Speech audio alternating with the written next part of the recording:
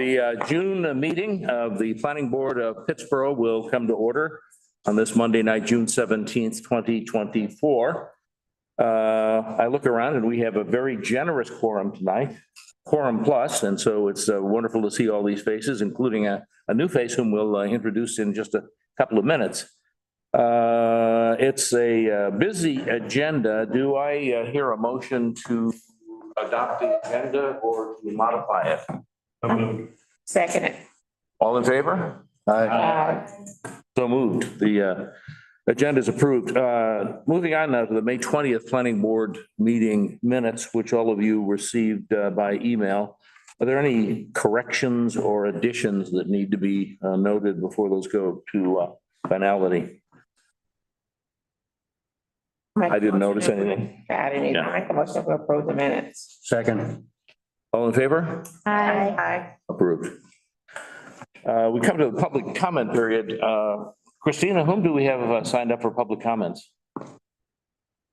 Or Eric? Eric, do we have anyone signed up for public comments? Okay, 2 persons? All right, thanks very much. As is the regulation, as is the custom, I should say, of the Pittsboro Planning Board, each speaker will be granted 5 minutes. So we begin with Ms. Patricia Robins. Please come to the podium. Yes, if you can, give your name and address for the audio record. Yes.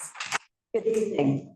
My name is Patricia Robins, and I live at 86 Woodbury Forest in the Pittsboro ETJ. Thank you for this opportunity to speak. I am here to talk about an item on your near future agenda. It is the rezoning request for the Austin Chapel Road tax parcel number 60804, the property across the road from where I live. I moved to Pittsboro in 1979 and chose a semi-rural area close to town. When I began working in Pittsboro, I would see cows in the fields on the Reeves farm across from my office building. Many times when driving home, I would pause at the stop sign longer than required. The reason was I just wanted to look at the cows. It was so calming after a stressful day. The cows are gone and the CCCC buildings are now there. This was a change, but a positive one to the benefit of the community. It is still beautiful to look at with a green expanse and a country feel. It is my understanding that this Austin Chapel Road parcel is currently zoned RA, allowing agriculture and single-family homes built on about an acre. The zoning category conforms with the current land use, which was updated just last year. It reflects the desires of the community to keep the density of the housing in this area low, and it protects Robesons Creek. The plan includes this parcel as a part of the Natural Resources Conservation Target Area number 7, Robesons Creek Headwaters, which clearly acknowledges its environmental significance. Pulte Homes is asking to rezone this parcel to allow them to quadruple the housing density, including multifamily units. This would change the character of Austin Chapel Road. The gain, Pulte Homes makes money. The loss, losing many old trees and wildlife habitats, traffic problems, safety concerns, and the possibility of heavier flooding. High-density development is not compatible with the Austin Chapel Road neighborhood. At the 2 community meetings initiated by Pulte Homes, they said they would be addressing a need, but whose need? The current residents will not benefit from Pulte's development, but will lose something they truly value, space, with the current zoning, which the current zoning approves. When you advise the Pittsburgh Commissioners, please keep us, the local residents, in mind. In conclusion, the rezoning request is not desirable or justifiable and should be denied. Thank you for listening. Thank you, Ms. Robbins. Our next speaker is Ms. Connie McAdams. Ms. McAdams, welcome. Thank you. Please state your name and address for the audio recording. Good evening. My name is Connie McAdams, and I live at 597 Austin Chapel Road in the Pittsburgh ETJ. Thank you for volunteering your time and energy and expertise to serve on this important advisory board. I know you've been going through some training lately. I've watched some of it online just to get a better understanding of your role. I'm here tonight to talk about a proposed rezoning on Austin Chapel Road, the same thing that Pat just talked about. I know it's not on your agenda yet, but I want you to have time to be as prepared as possible before you have to make a recommendation about the future of this unique property. The property in question is parcel 60804. It's 63 acres of woods surrounded by about 4,000 feet of Robinson Creek. I call it Horseshoe Forest because Robinson Creek flows in a horseshoe-shaped curve around the boundary of the forest.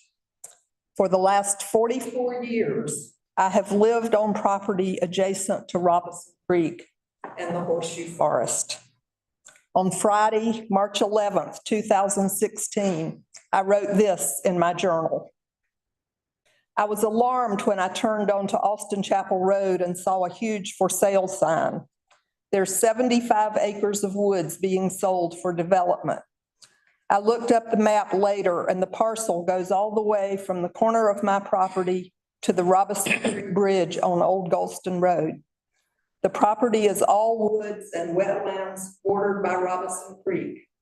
I can't see how any kind of development there could be anything but a disaster for the community and the environment. Shortly after that sign went up, I learned from neighbors about a historic cemetery on the property. I immediately started doing research to learn more about the young women and children who are buried there. The only marked grave belongs to a 40-year-old wife and mother who was buried in 1838. A summary of my research about the cemetery and the Austin and Hill families who lived there is documented in this book. While I was exploring the cemetery and the surrounding forest, I fell in love with the property itself. I saw firsthand the diversity of the flora and fauna. I heard a variety of birds in the trees. I found deer antlers and turkey feathers and saw tadpoles in the creek. I climbed an old deer stand so I could get a better view of the expansive forest. I discovered old rock walls along the banks of the creek and other interesting rock formations scattered through the woods. There's even an old hand-dug well lined with stones on the property.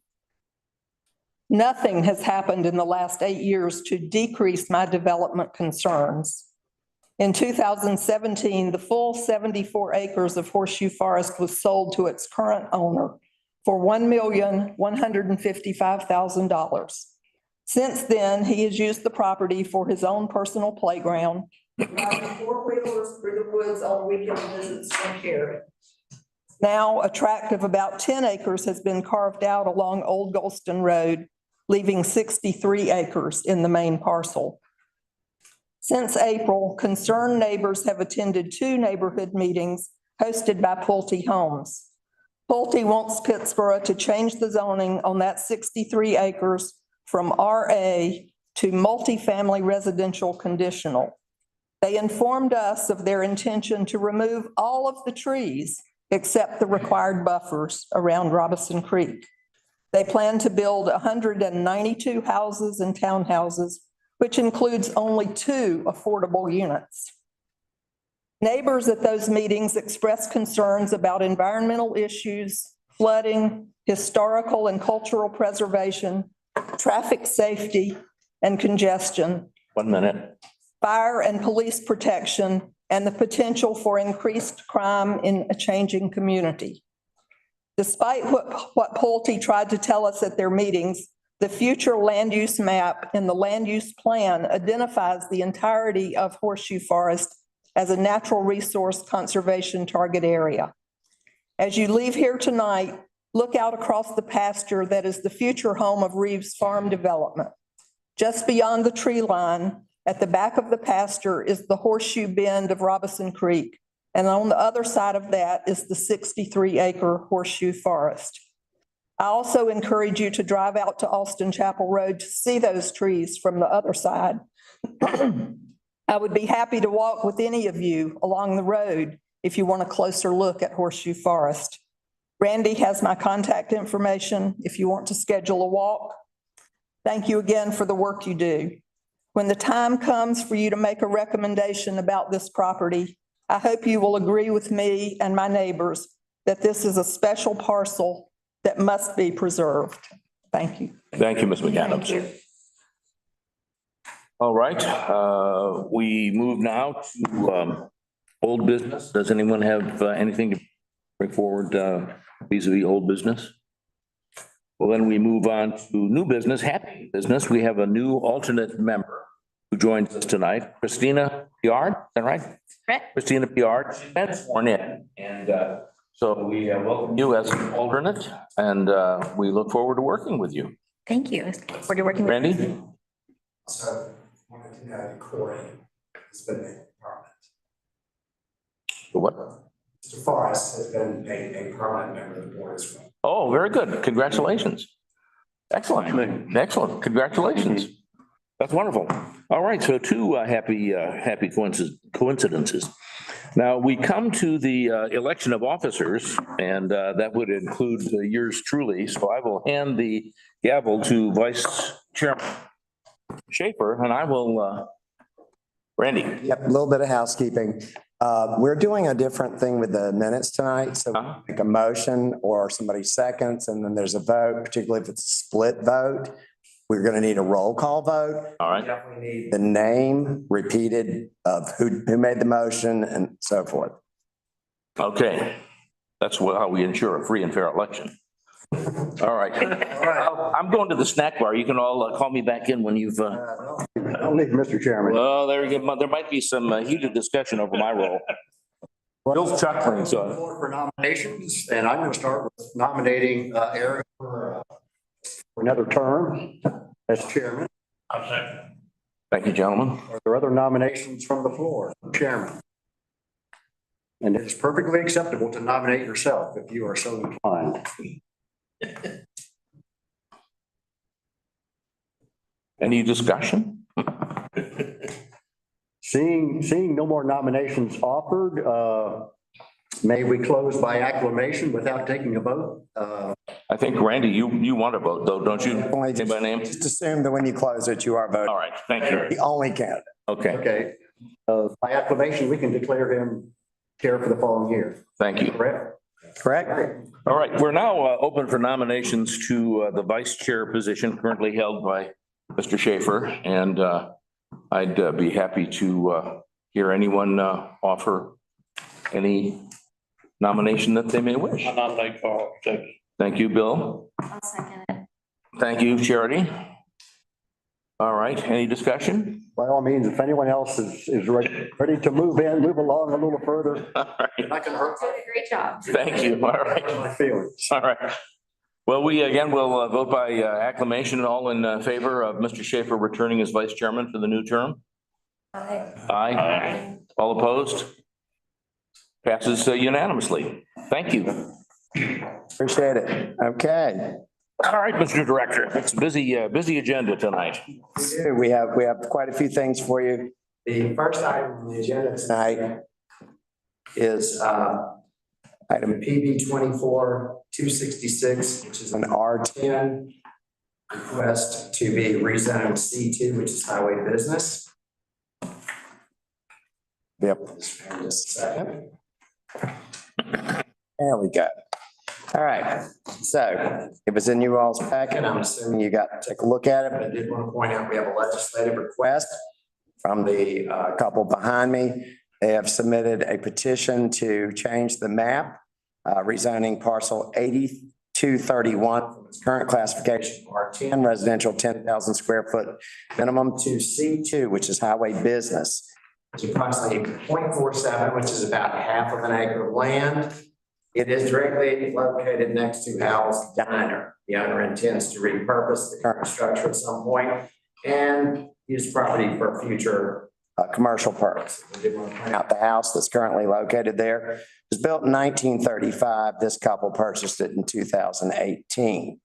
Staff's recommendation is to approve it as submitted, and it is shown in the future land use map as downtown support, which actually is what a highway business district does do. The map here was drawn by the petitioner, and I'm going to get them to come up and have a word or two.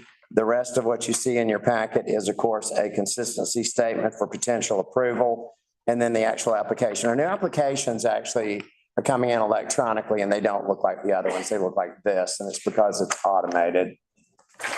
So this is Paula and Greg. Welcome. Please state your name and address for the audio record. I'm Paula Stafford. I live at 901 Jordan Hills, Chapel Hill, but it's Chatham County. We've been residents of Chatham County for now 28 years, and we are actually the owners of what is SoCo or Havoc and the Mod and the hospital around the corner. So I think that you've done in the community. And this is, if you will, an extension of even what the plumbers who were here did with Al's, that corner where Al's Diner is, and the two properties to the left of that, which we own.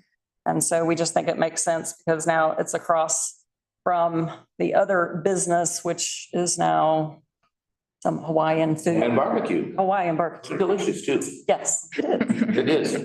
So we think it makes sense to have that whole corner. There's no immediate plan for that space. Who's your next neighbor then to the south? The 8297 Uh-huh. is a gentleman that we have had a conversation with who has shared with us that he would like to be commercial. So, pardon? Is that his name? I think that's right. Grows the lilies. Huh? He said he grows the Grows lilies. in his back. Oh, okay. All right. I think we have our bearings. So we are recommending, because it is in the downtown support area that has already been designated as as it's R10 right now, just to change it to C2 and give us that opportunity at some future date. Thank you. Questions for the applicant? Anyone? No? No questions? Randy? Now, last meeting, this is just a straight rezoning. This is not conditional, so there's no conditions attached. It's just used to be residential, now it's commercial. Understood. I make a motion that we approve as submitted. That's a question. And Thank you, Elfrida. Is there a second to Elfrida's motion to approve the rezoning? A second. Second? I've got 3 seconds. We'll take all 3. And do you want a head count vote? Do you want us individually to vote? I made the second. Oh, I'm sorry. I think you I did. first, yeah. Were you first? I suppose, yeah. Okay. All right. So now we'll do a round robin. We'll start with Mr. Carney. You voted? Yes. Yes, yes. No. No for Mr. Schaefer. Ms. Alston? yes, Yes? Yes. Yes? Yes. Yes? Yeah. Yes? Yes? Yes. I think no, you're an alternate tonight. That's right. Your seat is occupied. So we have Carl Schaefer declining and everyone else in the affirmative. So the rezoning is recommended to the town board. Appreciate it very much. Keeping the mail moving. We're going to go over to my next project. There's considerably more people here, and we'll see you all at the Board of Commissioners meeting. But anyway, in this particular case, what we're actually doing next is we're going to take a look at, by the way, the PB number is what the county assigns as Pittsboro, and 24 is the year. So 127 is a particular case. What this particular item is it is a complete redesign of the previous Robesons walk. So basically, it was originally petitioned for mixed-use development in 2019. This is a complete redesign. Laura and whomever may certainly come up and join me. Major improvements include more intense density for residential with a dedicated commercial pod. There's a 72-acre park at the southern terminus of the property, Pod A, that will be a public park, and parking lot and restrooms will be provided there. You go through your packet. Of course, you know, all the questions are answered, but I wanted to zero in on the map.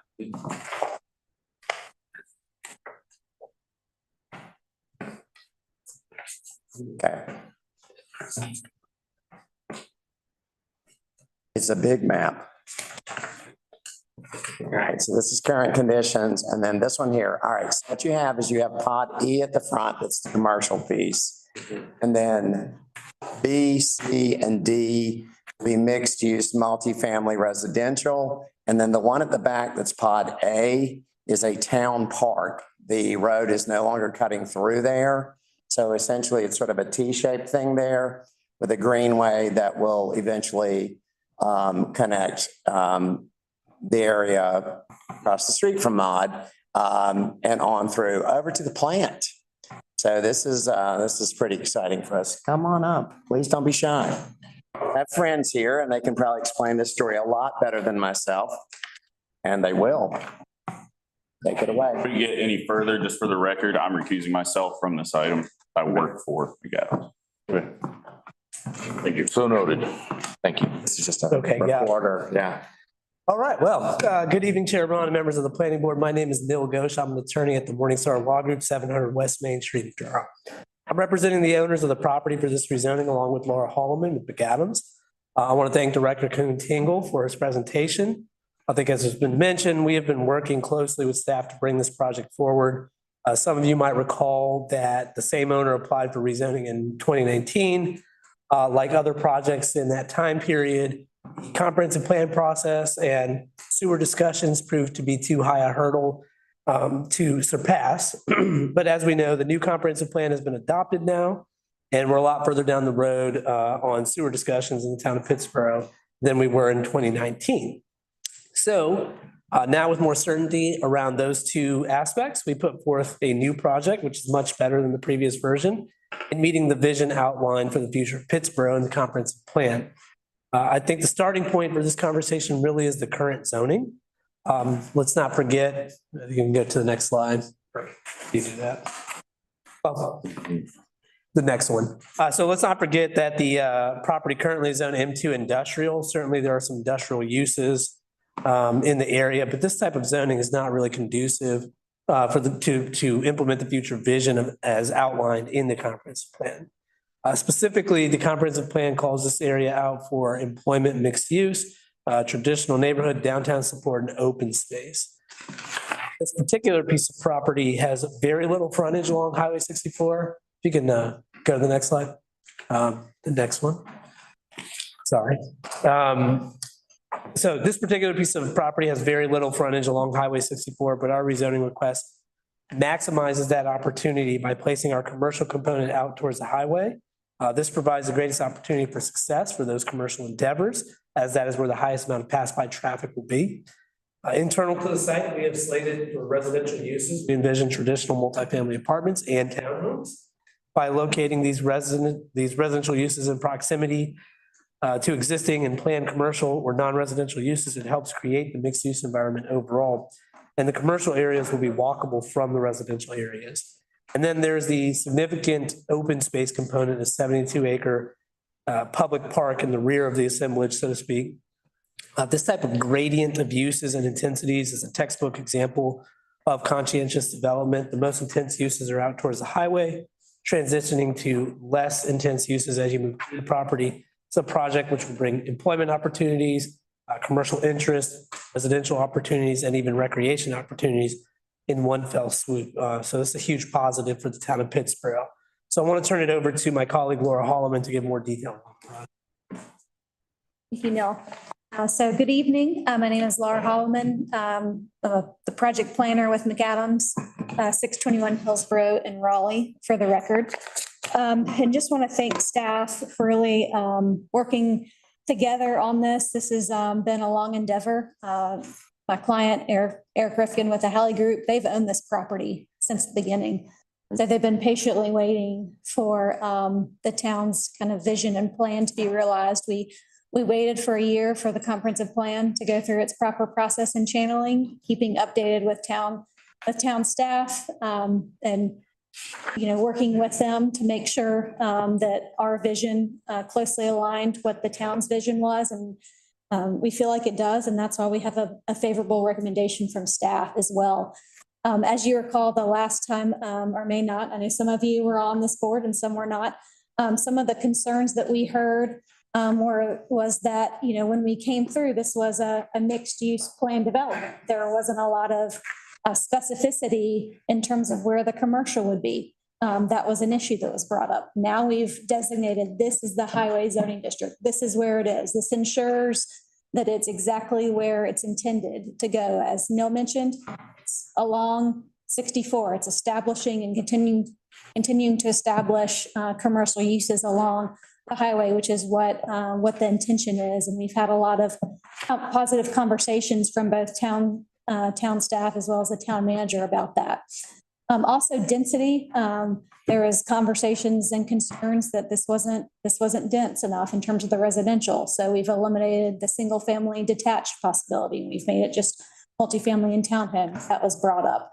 Also, are we doing enough to be environmental community? Are we protecting the sensitive areas on the site?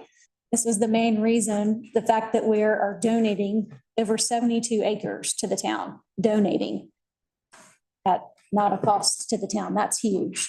We're also building a gravel parking lot and bathrooms for the town to support this future park facility. So it's something at the end of the day, I think we're all excited about, especially in this area of town. When we had meetings with the neighbors, they reacted very positively to the fact that where this backs up to, which is where we went with, it's never going to be developed. So that was a huge selling point for them. No, I was certainly, don't go anywhere. And I have her stick around because we're going to do this part together. If you go to your packet itself, obviously this is a conditional zoning, so obviously this one has conditions. So in this particular case, they have 5 years from the date of the approval, and on the availability of sewer, they're going to apply for permits initially. Where this does not occur, the Board of Commissioners may initiate rezoning of the property back to the previous, but I don't believe that's going to be a problem. I did want to point out that the gross land area is 208 acres, well, 209 really. They are going to not exceed 70% impervious, 15 units per acre is the density. And there's sort of a strange thing that we had to kind of get into. It's just beyond that. You sort of get into like, what is the maximum number of units? Right there, that page, yeah, there you go. So what's the maximum number? The maximum number is 1,200. And what we wanted to do was give them the largest amount of options for choices. So the maximum multifamily dwelling units is 800 or no less than 200. Townhomes, 800 to 200 being the lowest. And basically somewhere in all that, there's going to be 1,200 units, and that is stated on there. Did want to point out to you all that the primary source of open space is that park at the back. The previous incarnation actually had a road that cut straight through and sort of took you over to Moncure Pittsburgh Road. That's not happening here. And we're not going into those environmentally sensitive areas. Each of those pods, B, C, and D, are going to have a cumulative, jump in anytime, cumulative active recreation space of no less than 2 acres. So the pods will have them. We didn't want to do like a layout because we're not there yet. We actually do that when we do subdivision and when we do site development. Yeah, so I'll just jump in and say the intention is for there to be developed open space throughout the community.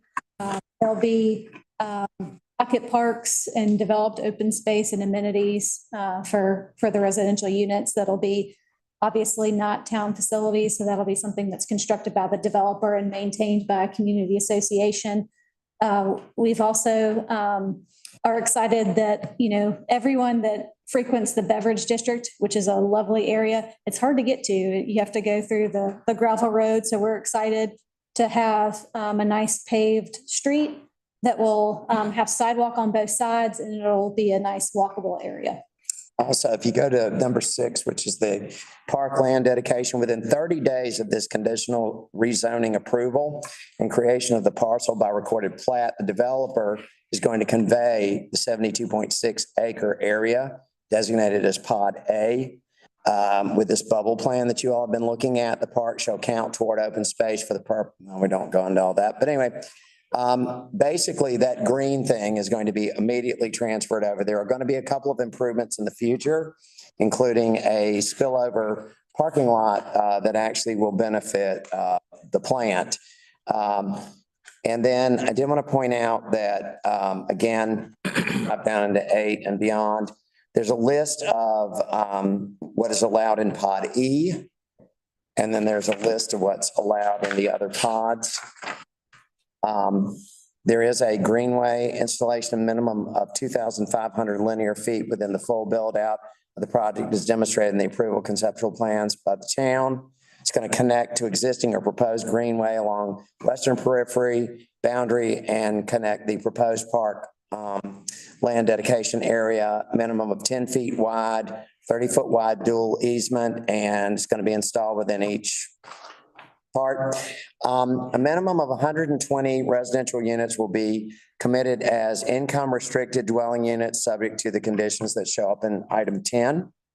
Anytime you want to jump in. Yeah. Speak on that one. Please do. This is Nell's area. Yes, so 20 residential units we've set aside for affordable housing. We've split that, so 60 of them will be affordable at 80% AMI level or below, with the remaining 60 to be affordable at 100% AMI level or that will be income adjusted for family size. We are putting that restriction on these units for a 30-year period.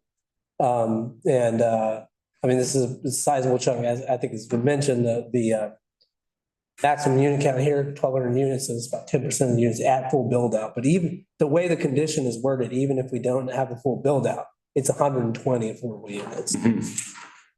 Now, no garden style apartments. Let's see, there's a one-time contribution to a linear park that's going to run along US 64 Business East, and that's a future discussion with you all. There's some information about the park improvements in 18, which includes that gravel parking lot, starting with the 500th unit.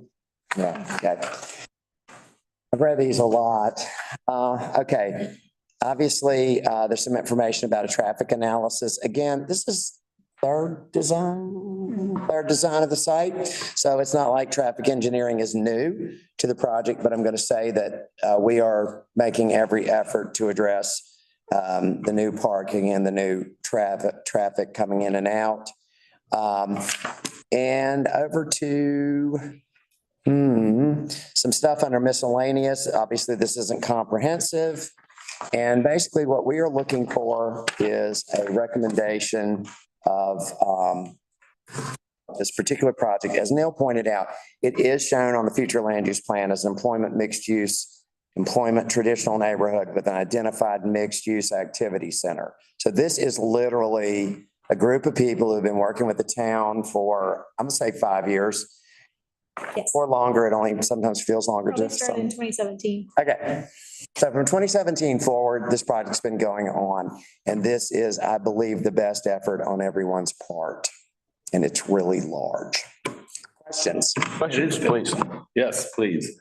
Guys, so who did you guys meet with from the community in I guess they call it the beverage district from there and how that would change them? Yeah, so we've had a couple meetings over the life of this project. I think most recently, in that meeting, the most recent meeting we had with the neighbors, the owners of the beverage district or of the plant were in that meeting. We spoke with them specifically. We also spoke at length with some of the owners, I would say, on the other side of the park. On the other side of the creek, yeah. Yeah, Joining us tonight. They were very interested in the project, and I would say, I hope they will cooperate. They were very supportive of, the idea that there would be a big park there, the road wouldn't be going through. So, yeah, I mean, we've had a number of conversations with, I would say, longtime owners in the area, business owners in the area, and maybe some newer residents as well. Also the neighbors across the creek. Yes. Sure. I just have other questions about the Plat A, whatever, the 71 or 72 acres and stuff. Yeah. And this may be a question for you. Pod A, Plat A. pod A, Plat A, Plat A. pod, it's a pod, like a seed. Star Wars. So, and this is maybe some of my naivety and stuff. So at $75,000 an acre and stuff, $5.325 million and stuff. Does that come from us to them? Or how- well, That's the land value. Essentially, we have, what- well, no, let me explain the formula because it's quite an interesting formula. So basically what happens is you have to give up a percentage of the site to open space just for open space reasons. Then you have an active and passive recreation component. And for that, every 3 units equals 1 acre of actual active recreation space. Obviously, if you did, 1 acre for every 3 units here, you would have more land than this particular site is. So what you start to do then is you start to decide on a fee in lieu, which is under negotiation as we speak, and Lord knows you may jump in anytime. Yeah, so the valuation that's listed in the conditions here is meant to just act as a set number, agreed upon number that will work as an offset for open space and recreation fees for the development. But the dollar figure does not come out of the town's coffers. No. This land will be donated to the town. I was thinking more of the offset, right? So you're talking about an eighth of an acre or 5,000 square feet. Is this subtracted from the rest of the development in terms of that green space, or is this? It counts as the open space for the development. This is the open space that is not recreation. Okay, Coincidentally, there is a future, don't let me steal your fire. There's a future potential, certainly where you see the little box there on the, that box. That's where it's under the pond. Sure. That's essentially the location of the parking lot that's going to be installed and restrooms. The rest of the area is yet to be determined because it's very largely currently wooded, unless y'all are getting ready to tell me something different. Nope. When I was back there, it was pretty wooded. Yeah. And if you look at it from the other side, I can tell you it is very wooded. There are active wetlands over there. It's marshy. The pond isn't coming out. Previous incarnation, it might have been, it isn't going to. And in this particular case, what I particularly want to make sure that we were avoiding was having pod B, C, and D. I'm looking up, y'all are looking there, but I'm pointing out to you that those 3 pods, you couldn't live at the beginning of pod D and be expected to go all the way down to the end of the street to have a recreational pursuit. There'll be something inside of your. right. That was my question. So, Yes. so between pods B, C, and D. Yes. How many acres is that? That's the 7. 1 second. I can do the math. It's an amount. Wait, less. 119 acres. Okay, so between those 3, there's 5,000 square feet of recreation area? In each pod. Per pod.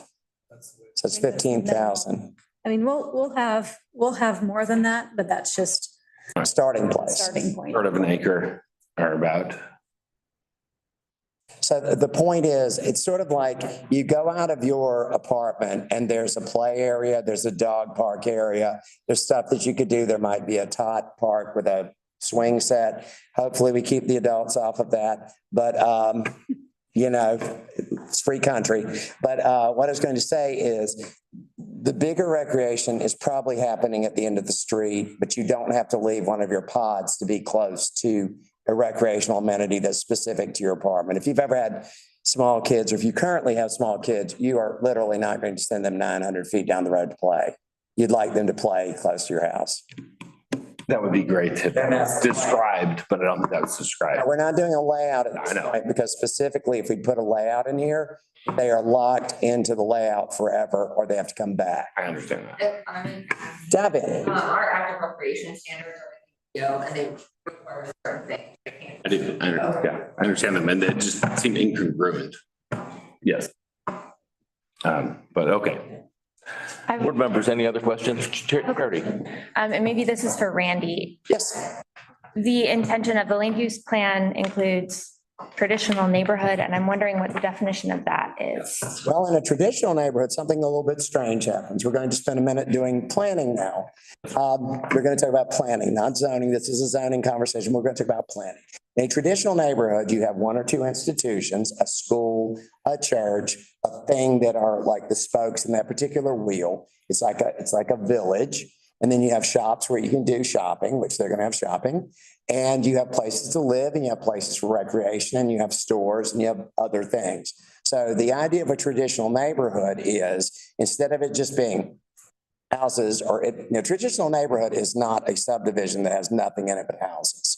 In a traditional neighborhood, if you think about a village center, you've got a church or two or three churches, you've got some stores, you've got some service places, there might be somebody there who can do your taxes. So the idea here is to mix the uses in such a way that this could be like a self-contained village. Certainly where I live, I refer to the city of Raleigh as a bunch of villages that are holding hands. I mean, when you go over to Oberlin, to me, you're just in Raleigh, but if you live over there, that place has an actual identity. What used to be Cameron Village is now the village, and certainly it has its own identity as well. Sure. So then, like, following up on that, my concern is that this is not following into mixed use and traditional neighborhood. It just seems to be a bunch of houses, and I do see that. Yeah, there. Sorry, not houses. Yeah, and my follow-up question is there a height restriction on the apartment buildings here? 65? I'm sorry, he's going to find that detail. Let me just say this. One of the things that we discovered, and I certainly presented this to BBO 101. I think I presented it to you all. I presented it to our U.S. senators and our U.S. representatives last week at a Planners Day on Capitol Hill. 71% of the structures in Pittsburgh are single-family houses in a regular law. The problem is when you are trying to meet the needs and the wants of a younger group of people who do not share the values of people who are in their 70s and beyond, what you discover is that the highest demand for mixed use of housing is apartments and townhouses. Those are the two things we have the least of. So also the townhouses certainly are one of the more affordable options. Of course, when you're going to live really close and share walls, you also have to have a play area, because otherwise you're on top of each other and you're making mischief in people's driveways. I will say also, in a traditional neighborhood, you brought up Village District, makes sense, right? You've got the commercial areas along the main roads. This Yes. is where you want commercial. Then you've got appropriate transition areas as you go. So you've got your highest intensity commercial along the highway, check. Then you go down to residential, and then you go down to your lowest density, which is the park. That's planning. That's a traditional neighborhood manuscript right there. And in our particular case, even though I've certainly been trained not to look at things around you, in our particular case, the biggest open space and recreational area in the site is right next to a well-known watering hole and a place to enjoy food, and certainly a convivial environment. So neighborhood that's surrounded by mixed use on all sides. Yeah. That's my point. One in there. Which one? Well, I'm in the beverage district in the plant stuff, and I've been beyond that stuff, and it gets low and it gets into a creek and stuff, and it's a different, I'm sure we have, park designers and stuff and planners that are gonna make that. The likelihood of that being like a well-developed park is low. It's low? It's low. And the reason for that is that we want to preserve it in a largely unspoiled category for quite a while. When you go to develop wetlands and you start working in areas that are marshy and snaky and all the other things that go along with nature, I just encountered a copperhead on my front porch yesterday. I can certainly tell you there's nature everywhere you go. But let me just say, the idea for this back park is to leave it as a blank canvas for a very long time. That was by design. There's an acre for us though? That was by design. That was at the request of Parks and Rec, and that was by design. We have other parks that we are intensifying. This one is a very low density because of the natural features. Tell me, Randy, are we paying $5.5 million for this park that's not going to We're develop? accepting the land for free. We're accepting the land. A land for free. Where's the $5.5 million for the 70? That's, So let me touch on that a little bit. The $5.5 million yeah. is going towards offsets. Those offsets don't come into play. And except they go to offset the open space that we are providing.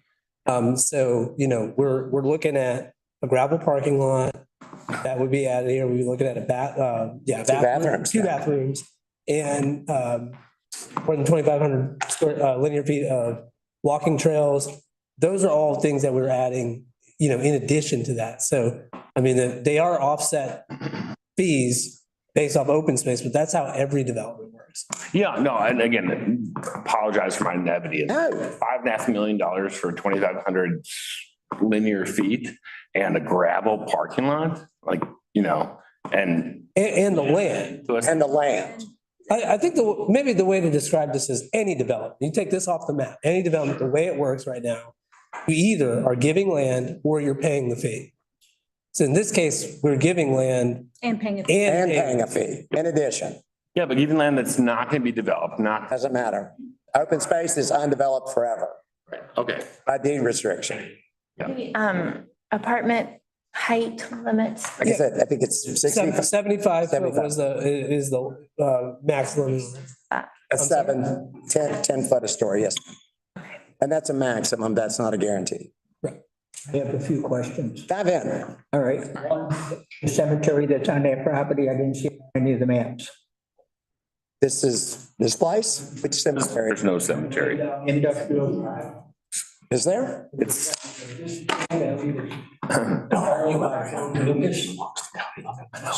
Maybe, says, I didn't see that. there is none. Yeah, and they're actually, I know. I'm trying to track down the boundaries, I've seen Come on, surveyor. Is there a cemetery back there?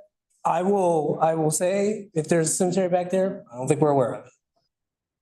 it. If you go straight down the drive and where it's blocked off, you know where I'm talking about before you turn left and go down into the establishments that are down in there, and if you go straight, it's off to the right.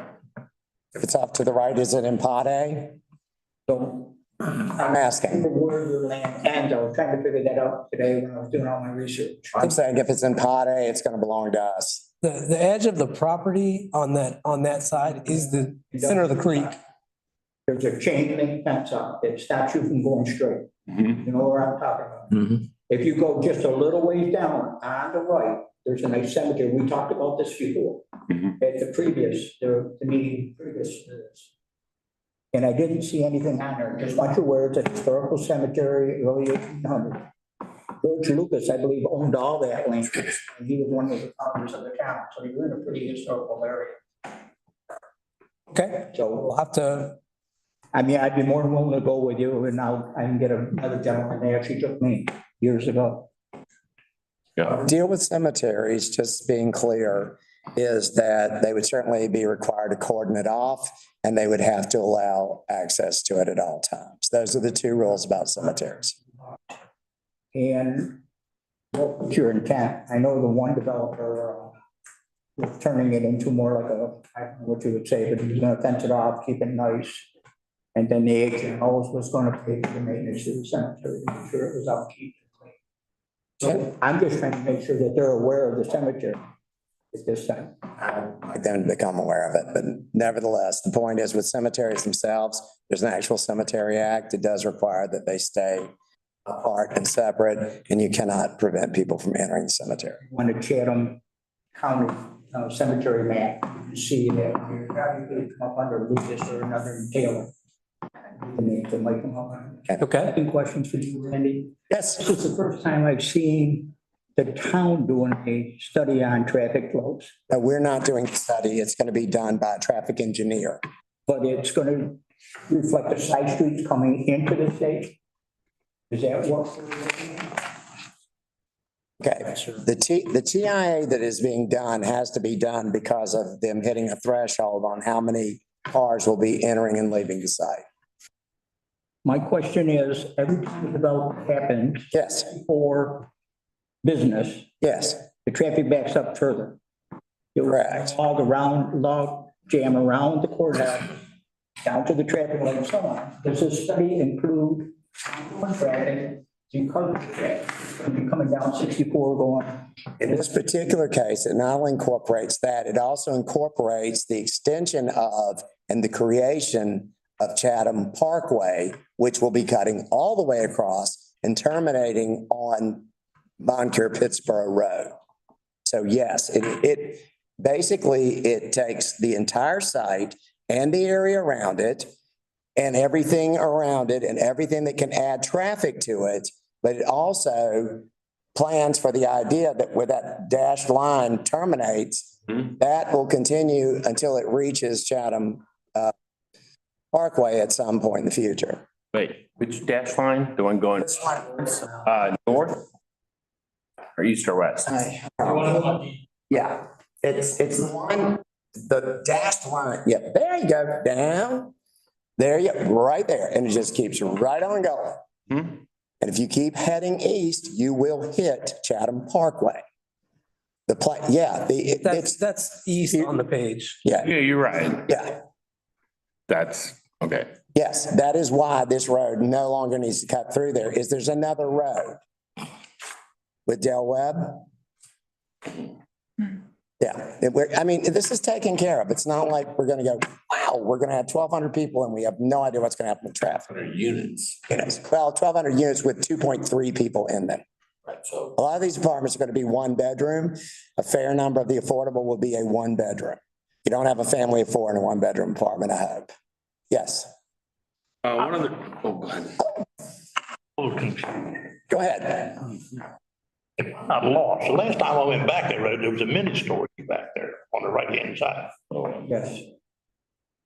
On the- The mini storage? On the right-hand side of the road that goes back to the beverage district. Going back to the Easement that you're On the right, identifying before there. you get to the Yeah. there's a mini storage back there.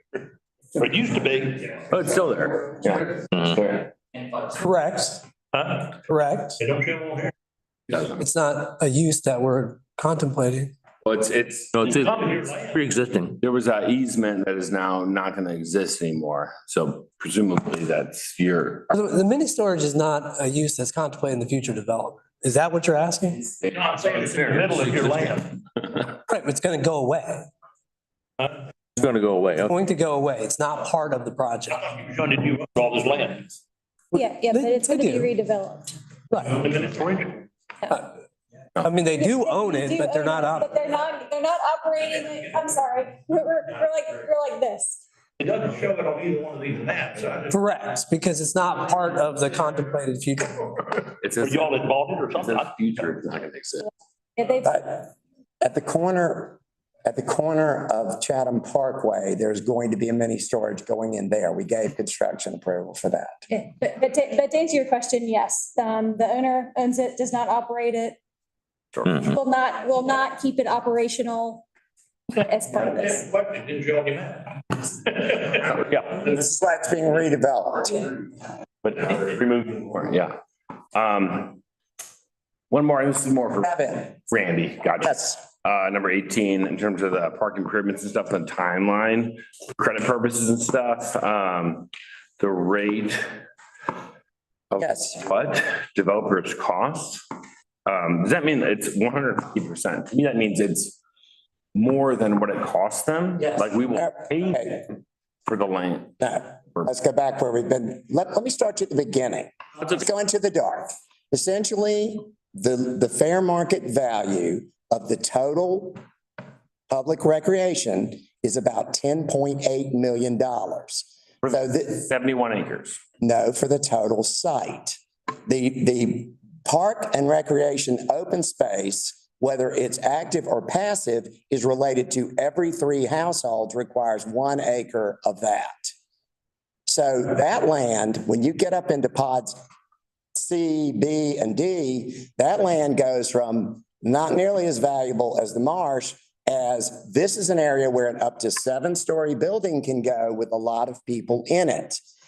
Instead of giving us that land and saying, heck, I'm kidding, I'm really not going to build anything, they're saying, I'm going to pay down my $10 million obligation, starting with $5 million for this park, and then I'm going to start doing other things, such as building a bathroom for each gender, or at least the presumption is for 2 genders. And don't dig me out anytime. Just playing with you.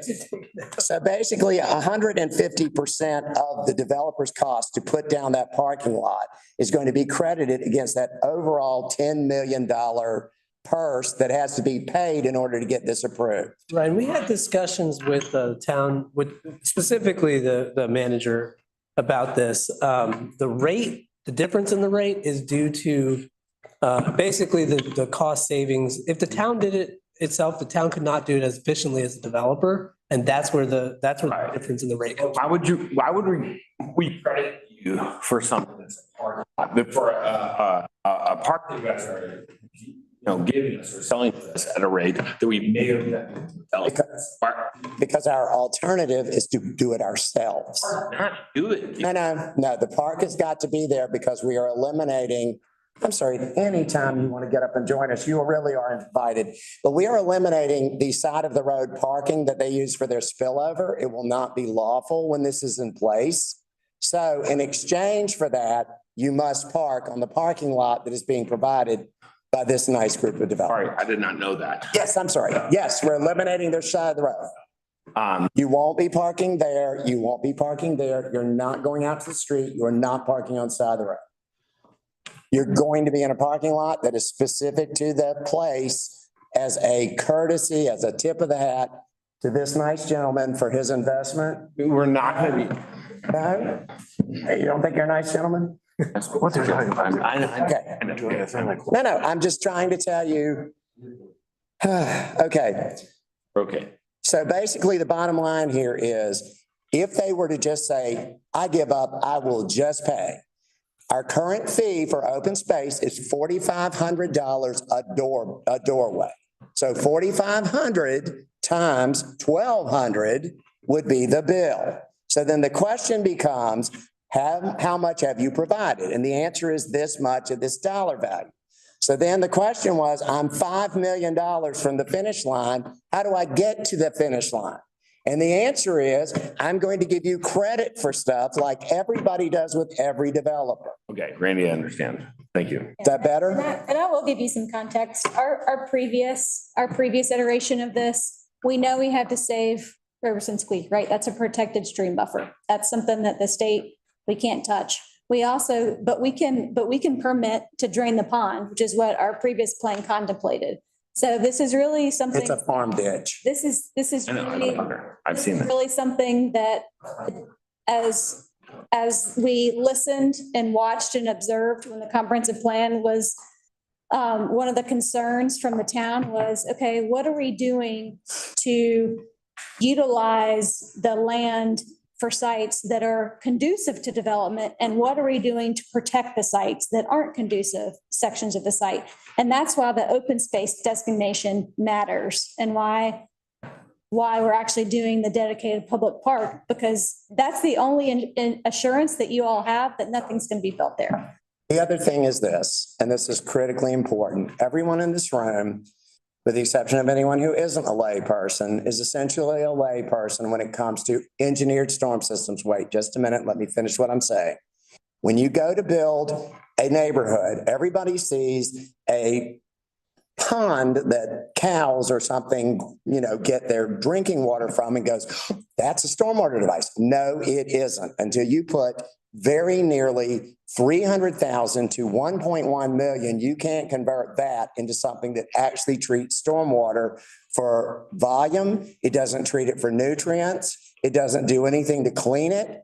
So essentially, because the pond is not part of a regulated stream, it is just a coincidental depression in the ground that cows found very refreshing. Jump in anytime. No. The original plan was to drain it and say, fine, this is land. We'll put houses on it. That was, the original plan was we'll protect the creek, we'll drain the pond, because you can, I mean, you can You make can't any drain it. engineering thing work. And it had, and the previous town plan had industrial park going all the way to the creek and crossing the creek. Over into the Robertsons land. So, I mean, this is, the reason why to be mindful of open space in natural areas, you have got to designate it on your comprehensive plan to allow developers and show developers your vision that this is what you want. We've had several conversations with Jonathan, the town manager, and Katie with Parks and Rec. They're very excited about this because quite frankly, this is the first developer. The reason why you don't understand it is because it's never happened. And this is a big deal. And this is, you need all kinds of passive open space, just like in Raleigh, you have Olmsted. This is exactly that. There isn't gonna, as this town continues to grow, there's not gonna be a lot of natural areas left. This is gonna be one of them. There was never an option, though, for them to figure out that there was a $10 million bill for open space and whatever, Parks and Rec, and then say, okay, you know what? I covered half of it. Here's a check for $5 million. That's the kind of decision that says, no, that's not happening. Because the way our current ordinance is written, that 5 million doesn't go visit another park. That 5 million has to be spent on the site. That's our current ordinance. It has to be spent on the site. In this particular case, if you go and try to make that a high quality park, you've got I'm looking at 9 reasons why that would not work. You destroy wetlands, you're going to have to do off-site and in-kind or out-of-kind. You're going to have to buy mitigation credits. You're talking about marshy areas, you're talking about high flood areas. Okay, I think I understand a lot of. It's literally. I didn't follow questions later, but yeah. Tasting beverage at the.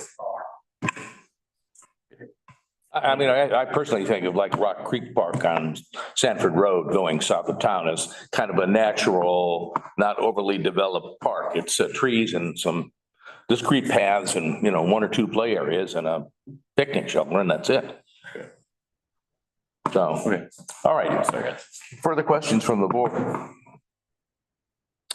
All right, we come to the land use consistency statement, and this is for the conditional zoning, PB 24-127. And I'll entertain motions to approve it as being consistent or to disapprove. Do I hear a motion?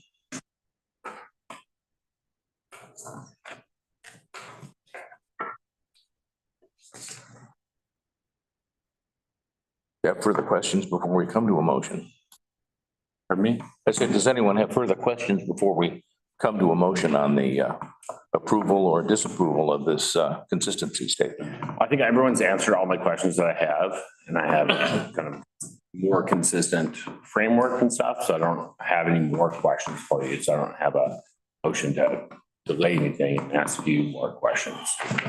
So I'm going to ask Randy, so this was M2 for years. Yes. What is it now? It's M2. Still M2. It's the happiest industrial. You could run a cement. Okay, so you couldn't. it seems to me that it would be inconsistent with the land use plan, even though we were to approve. Why not? Land use plan says it's supposed to be employment mixed use and a traditional neighborhood layout. Okay, so not the zoning, but. Right. Yeah, it's currently zoned as immaterial. Yeah, it was also interesting, and just that the employment that you referenced was for VinFast. That was the only employment this referenced. But yeah, I know, we know everything else is growing and stuff. Yeah, I know. Just funny, but. Well, actually. No employment's gone. We know people need a place to live. The front pod is commercial. It's 100% commercial. We have at least one. Application around it. Employment. Wasn't this because of previously approved? VinFast. I'm sorry? Wasn't this previously approved? Twice. Yeah. By you all, yes. And then denied by the board. Not dense enough. Well, withdrawn. Withdrawn. Yes. Sure. I say Dive in. hi there? Hey, sure. Yes. My name's Lyle. Hey, Bill. I'm the owner of the Plat and Fair Game Beverage Company down at I'm the creator of the beverage district and the creator of the Plat. And there's about 111 acres of parkland in Pittsburgh right now. This would, if we could get the picture back up, 70 acres. Yeah, I know, 72. It's about what, 60% growth. We're gonna grow the number of park acres in this town by about 60% with this proposal. Going from 111, adding 72. That's if my math is right. Right. And I think the other thing that maybe wasn't really pounded on is the greenway. Yes. The greenway that is gonna connect from this development or the park over to the fairgrounds. And that greenway segment that goes from the fairgrounds down to the cement factory and then to the current greenway. So suddenly you're going to have a greenway in this town that goes from the eastern edge of the town, which is the plant, to downtown through a 72-acre park. Like that's an actual park. We're not talking about astroturf here. We're talking about an actual park. Just saying, don't forget. Sit down and shut up. No, not at all. I appreciate you. Thank you, Lyle. I was just going to say, also, you are going to be passing through the Habitat for Humanity project, which is 56 duplexes, which also is going to have the same greenway going through there. So literally, you can start the mod, get on the greenway, and walk over to see our friend. It's a long walk, but that's not the point. The point is, it is a connection. It is a multimodal connection that does not involve cars. I think there's no question this is awesome for you, Lyle. This is awesome for the beverage district, and this is awesome for here. You have a lot of new business coming in here and stuff. You talked about a 60% increase in our parks and stuff. I don't think that doubling having our parks ability, ground in one purchase. We're not committed to even ever being able to develop it. I know you say we may be able to. It's a fair statement. I still think it's great for you, and I love what you guys do and what you do. My kids come there all the time and stuff. Yeah, just need that to be clear. And the greenway is also something we talked about a lot and stuff, and haven't seen much happen. So. We also have a huge park on Moncure Pittsburgh Road, just across from, We'll talk about it soon. Yes. Well, even bigger. It's across the street from him. Yeah. So the point is, again, we are building parkland at a rapid rate. Okay. Okay. I'm just sitting here. Any further questions? All right, do I hear a motion to approve the consistency statement for the conditional rezoning PV 24-127? So moved. Carl Schaefer, second, Alfreda Alston. Now we'll do a head count vote. We'll start with you, Mr. Carney. Aye or nay? Nay? Aye. Aye from Mr. Schaefer. Ms. Alston, aye. You're recused, that's right. Aye? Nay. Nay? Aye. Aye? Nay. Nay. So that's 4-2-3, yes? Did I count correctly? I don't know. I think it's 3-3. 3-3, all right, yeah. Okay, that means our. Welcome to the board. No pressure. No pressure. But your name is Solomon at this moment. Just letting you know. Is it really 3-3? Gypsy. Let's go through again, Eric. Yeah. And we're all here. Or just eyes, raise your. You do not have. Well, yeah. We have a lot of years. Yeah. We have one recusal. All right, everybody that voted aye, hands in the air.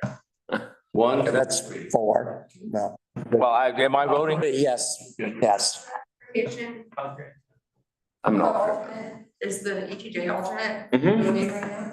Right now? Apparently it's getting ready to happen to break the tie. But wait, we just had 4.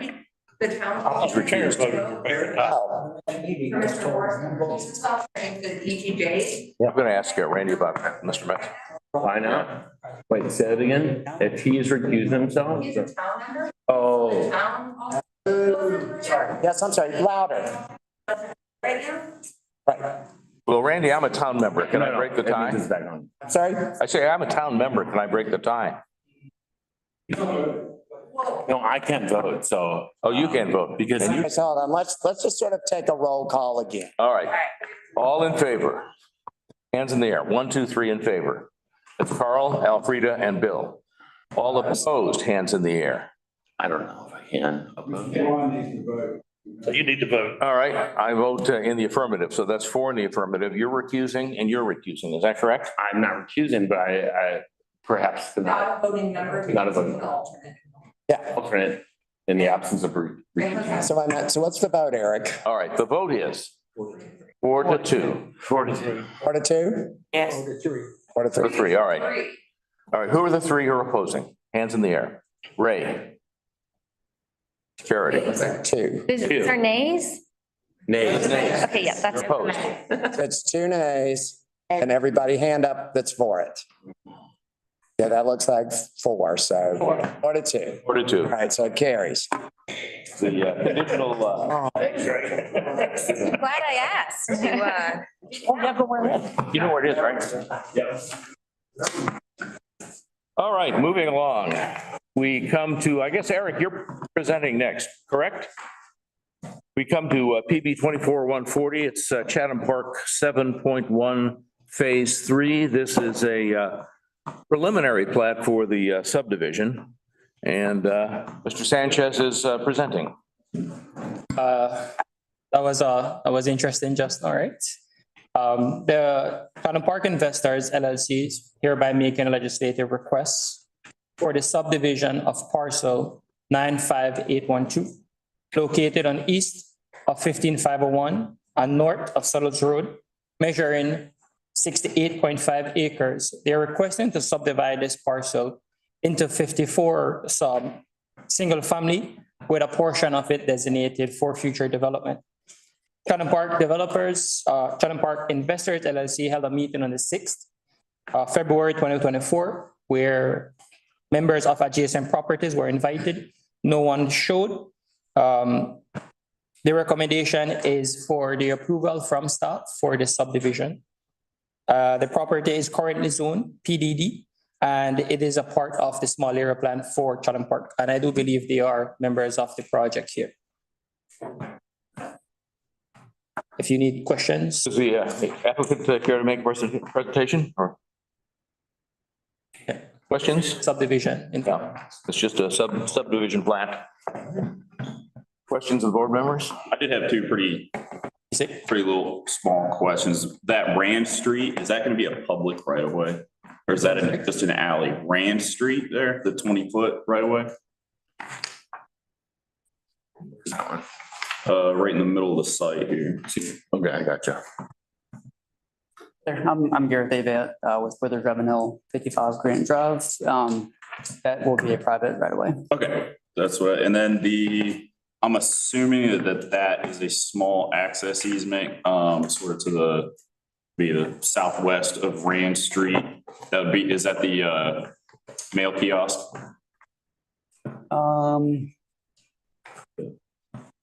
The mail kiosk is kind of around the curve, but there's I guess, I'm not sure exactly where you're. Yes, there. So next to 1516, 1516. Yeah.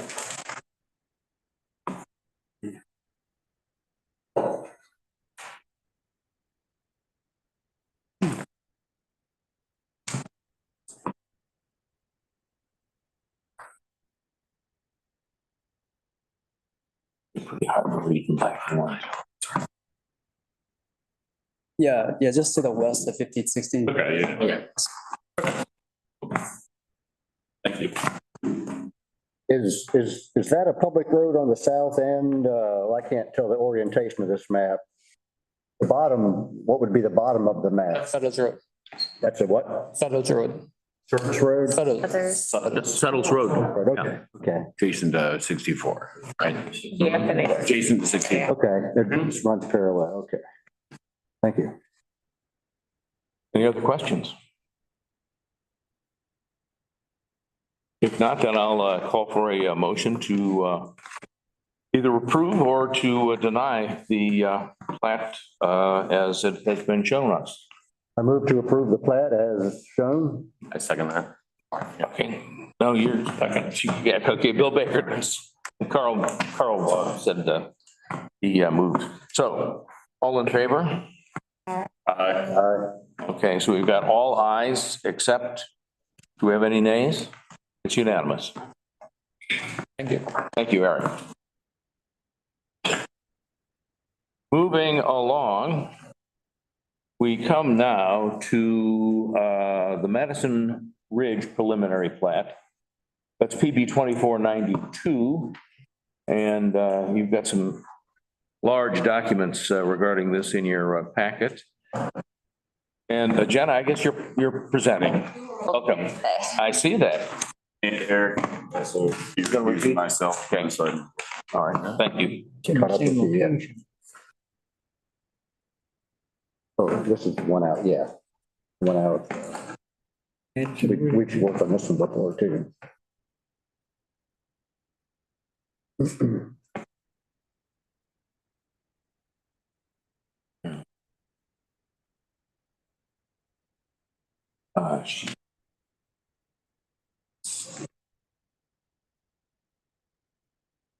He's in town. Building. Correct. This is your vote. Correct. So I just want to make that. Yeah. I thought you, No, let's keep going. Right, understood. he's an in-town. Fair question. Yeah, I just want to make sure in terms of my alternate status. I'm confused about ETJ versus in-town. Yes. And so is there some clarity? Yes. Okay. So we have one ETJ member on our planning board and we have one ETJ alternate. So that way the ETJ has representation on the board. You are an in-town alternate member. In-town. And Mr. Hayes is the ETJ alternate member. Got it. So when there's a town member that is not able to vote, you fill in. Got it. And he fills in for the ETJ. But you can comment, you can ask questions. whatever you want to do. Sure. Exactly. Your vote is, Yes. well, your vote is in the absence of filling for a town member. Part of In which which case, in this case, you do. All input is welcome. And I believe there was one time where we were a little short on attendance, so we actually had both alternates participate. Yes. So that could arise as well, but typically for town. Great. Thank you. Yes, you're welcome. Okay, I'm good. All right, Ms. Peterson. Madison Ridge. Madison Ridge, formerly known as Turkey Creek. If that helps refresh, we saw this in September, October, November timeframe when I got here. Yeah. Okay, so Madison Ridge has came through with their preliminary plat approval.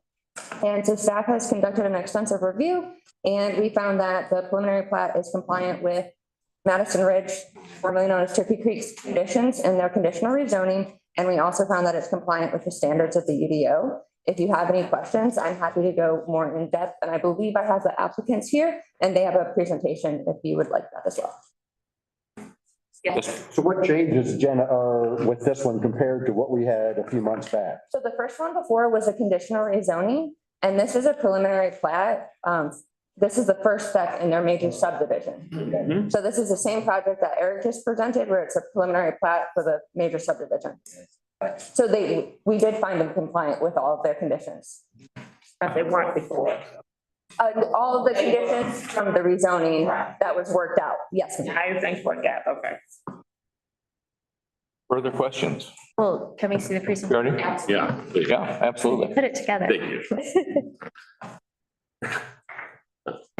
It's me again. Hey,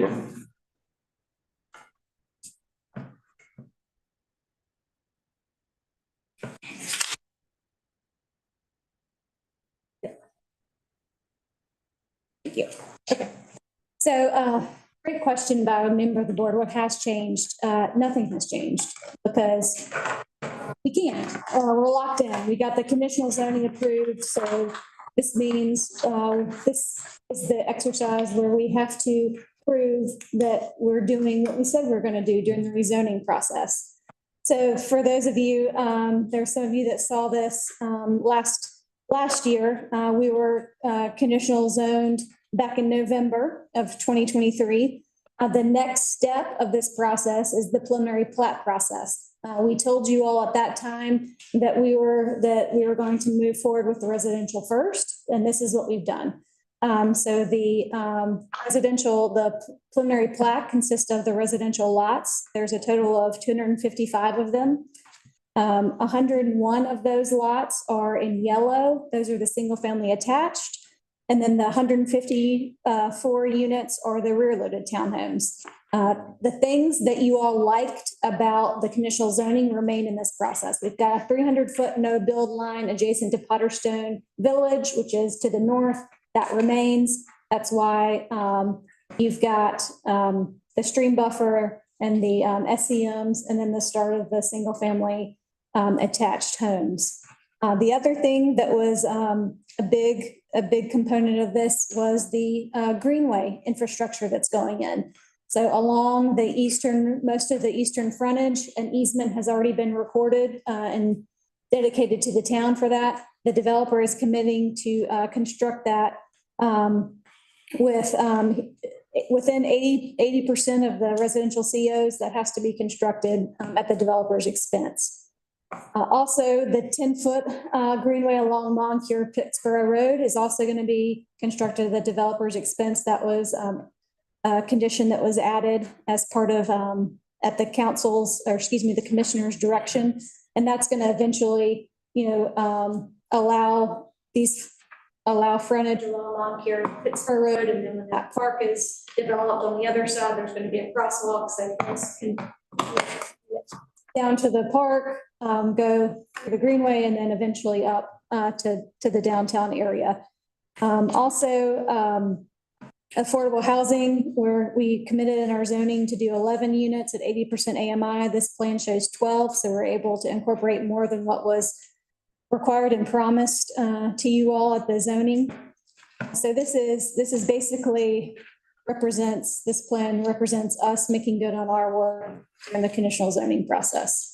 And I'm here to answer any questions. Also, what I like about this plan is that there's a lot of developed open space throughout. That was a big talking point when this all was done. You can kind of see we added the tot lot and the dog park. You've got the center open space area, and you've got the other open space area that's going to be adjacent to the greenway, and that'll all be constructed and maintained by the developer. So we think it's going to be a walkable community. And then as this moves forward, and we'll be ready to move forward with the commercial site plan, and you'll see that next along the frontage. To answer any questions that you may have. Charity. Just a quick question. What is a single family attached home?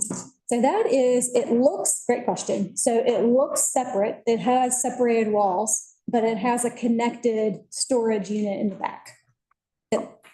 Also, just to add. Okay.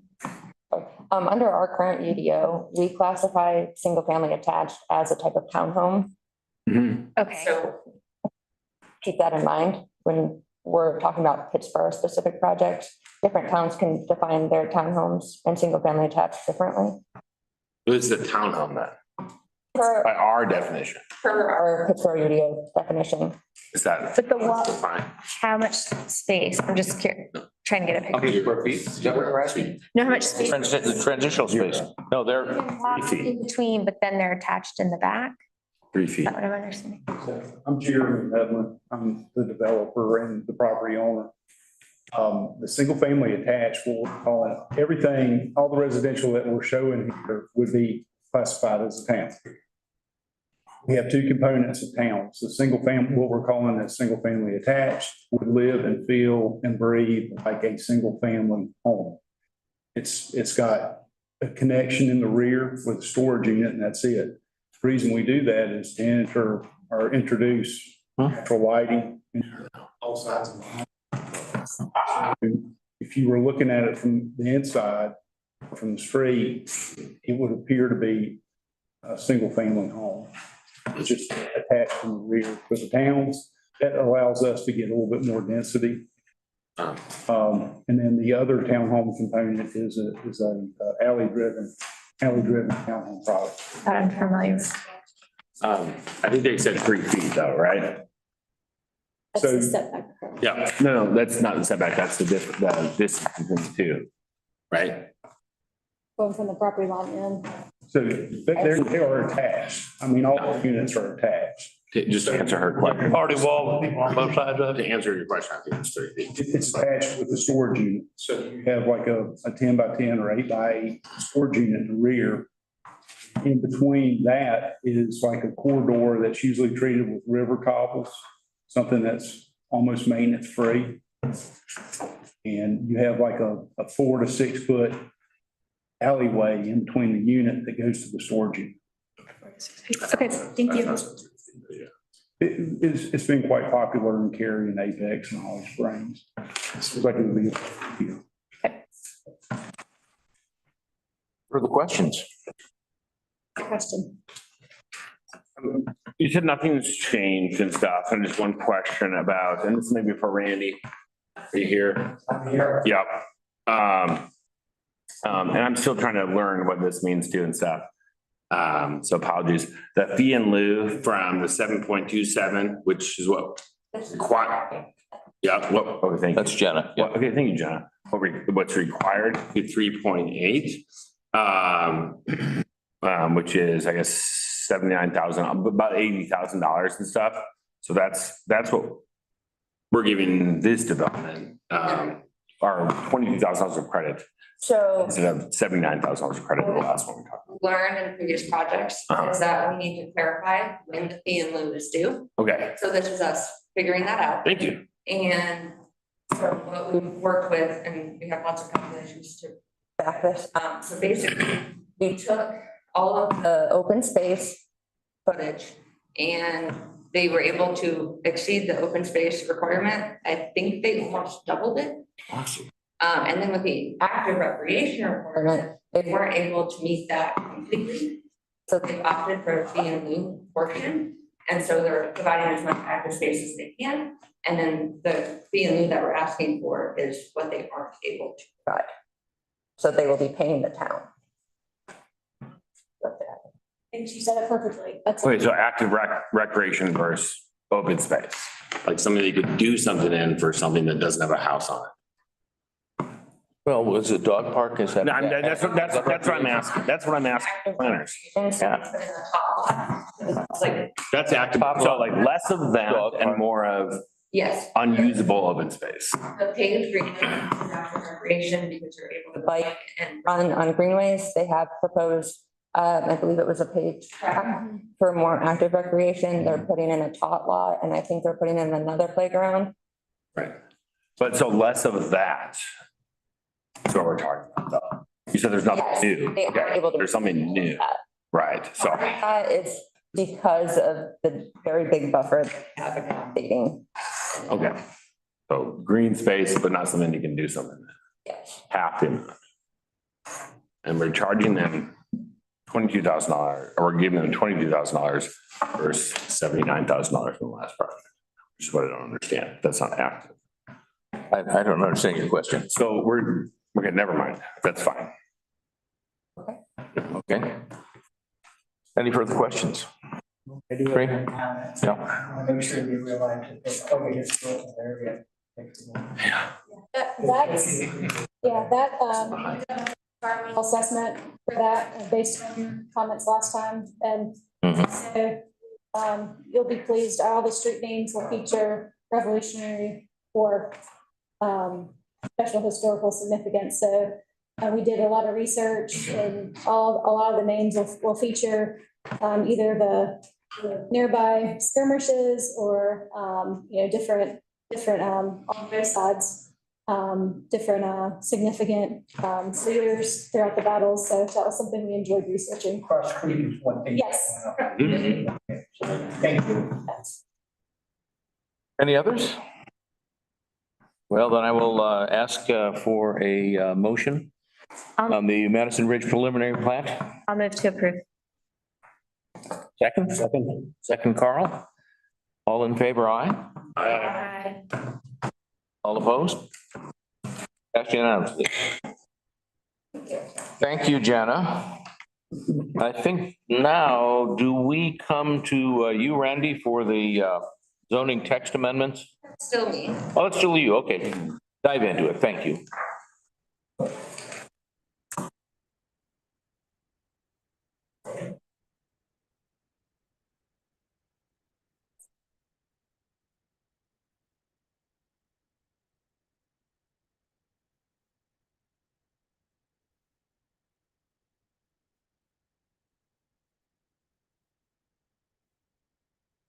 All right. Okay. This is a boring legislature. Very much.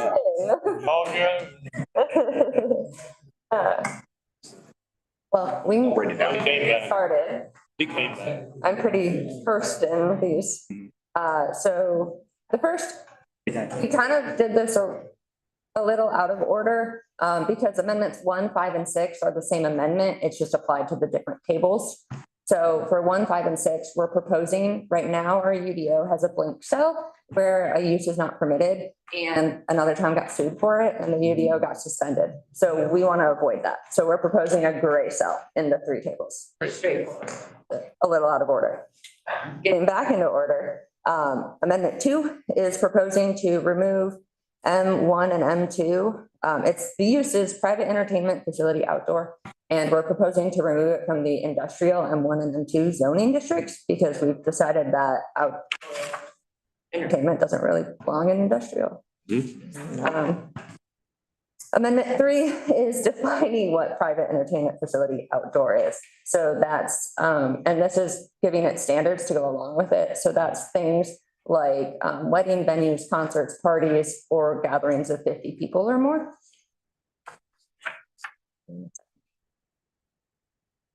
And if you have questions at any point, we can stop or we can do it at the end, either one, whatever you prefer.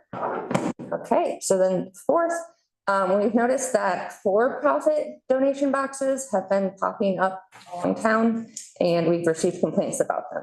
So the easiest way to address a complaint is to add it as a use into our UDO. It's an accessory use because they're typically in parking lots serving a primary use. So we are treating it as a use and removing it from being permitted. What's a for-profit donation box? There's shoes, books, clothing. next to the town hall, the Main Street station. And they have labels on them that say for profit. Like for what, wait, for like clothes and stuff or? Right, exactly. So like Goodwill, that sort of. No. For profit, not good. I'm sorry about joining her. Actually, in this particular case, there's one in my neighborhood is CVS. It says they take books and clothes and whatever. Those clothes go to China. They get resold. Okay, gotcha. That is for profit. And That is he doesn't understand what that Exactly. is. Right, I had no idea. If your PTA, not these boxes, I guess. And we want to clarify that the, like Goodwill, I forget the name of the one that Eric was just at today. PTA. It's not stopping those ones. Because those are 5 reasons. Yes. Okay. Will this change cause all of those to be removed that are currently existing? That is a good question. Yes. Yeah, right. So we have some sort of deadline, right, Randy? So then we're going to temporary uses. Another complaint that we frequently get is about shipping containers. So in an attempt to tackle that, our UDO has language existing to enforce a temporary use permit, but it doesn't currently do that. So we're changing the language to use it since it's already there. And this is a way of regulating shipping containers or the moving pods that are really common. So the proposed use here is to change temporary portable storage units to T, which requires a temporary use permit. And then we'll talk about temporary use permits later, but I had to follow the order of the UDO. So then the next one, the North Carolina statutes protect temporary healthcare structures. And when the UDO was written, there was some confusion on whether it was temporary family healthcare structure. And so I pulled the statute, which is the text that's being added at the bottom, 915, and I copied the language verbatim. So it's temporary healthcare structure. So in an attempt to clarify what this use is, that's the change. Can you describe what, an example of what one of those is? This is one of Randy's fashion projects, so. Those very strong. Okay. You have to have a prescription. It cannot be any larger than 300 square feet. It is on wheels. It does not permanently mount. They are required by federal law in every residential zoning district. So this right here allows a written certification of physician licensed in North Carolina that a mentally or physically impaired person occupies this place on the property to either help with 2 or more activities of daily life, bathing, dressing, personal hygiene, ambulation, locomotion, transferring, toileting, and eating. 1 per house, that's it. They don't stay. Grandma dies, your son moves somewhere else and he's not in your home impaired anymore. It goes. They're on wheels. They are not permanently in the house. You cannot rent them out as an accessory dwelling unit. This is not the same thing. This is required under the Affordable Care Act. Interesting. And Randy, if I recall, they are not granny pots. Plumbing, sewer, and electrical are required or not required? What happens is you hook it to your current plumbing, you hook it to your current sewer, and you plug it in through a, yes, sir. Got it. Absolutely not. They can't be any more than 300 square feet, and they have to be brought in through your doctor through an actual prescription. And a component of your RV bill. No, absolutely not. But you're not up to your septic for a 300-foot shed. Yep. And it's only a shed for this purpose, medical. For as many days as you need, but once you no longer need it, you have. You got 60 days to get it off. Interesting. Yep. Do we have any in Pittsburgh, right? Doesn't matter. You can have one tonight at your house. I can picture what this would look. Think about a I'm trying to hospice get on wheels. A what? A hospice on wheels. Not wheels, can't be on wheels. Has It to- is on wheels. Oh, it must be on It wheels. is on wheels. Must be. It's on a truck. Not, no, I mean, it can't be more. But 300 square feet on wheels. On wheels. Was this occupied by the healthcare professional? Or the member of your family who is sick. Immediate family. Yep. And it's not your cousin, it's your mother, father.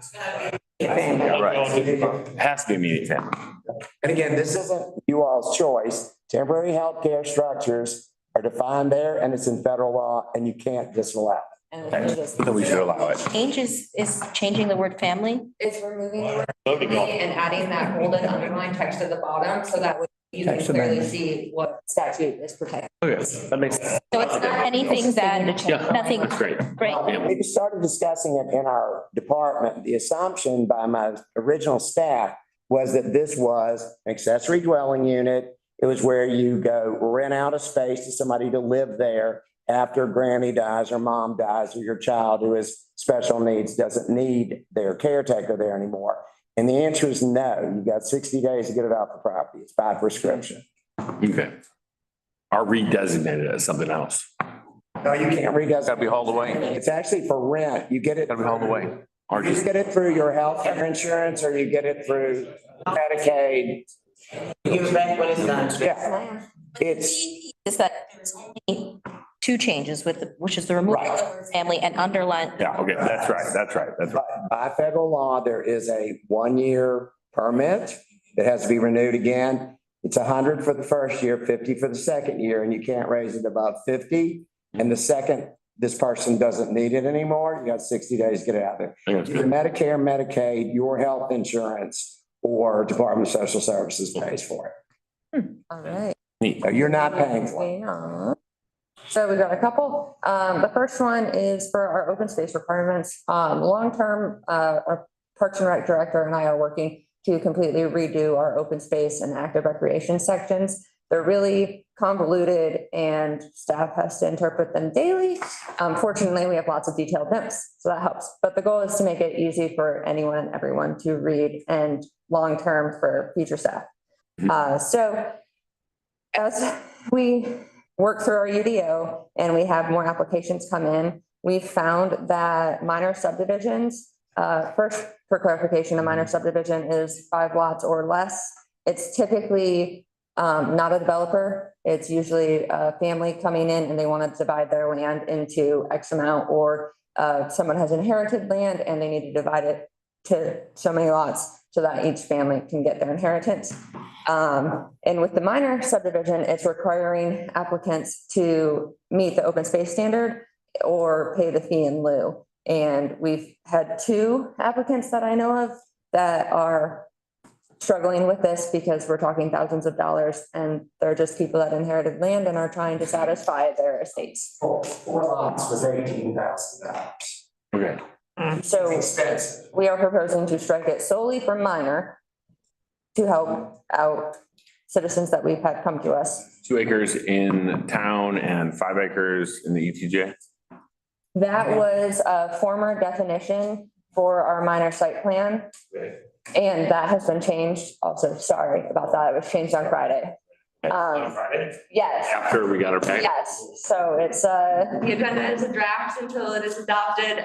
Sounds good. What is the new definition? It is at the end. It's something about square feet, and I can talk about it then. I don't, so the definition that you're referring to though is the definition of a minor site plan, because as I was working on removing it from minor subdivision, I was like, hey, Randy, what is a minor site plan? And then I went to our definitions and it's not there. So we have drafted a definition for a major site plan and a minor site plan. So that way staff can distinguish this. So a minor site plan is based on the square footage. I believe it was 30,000 square feet.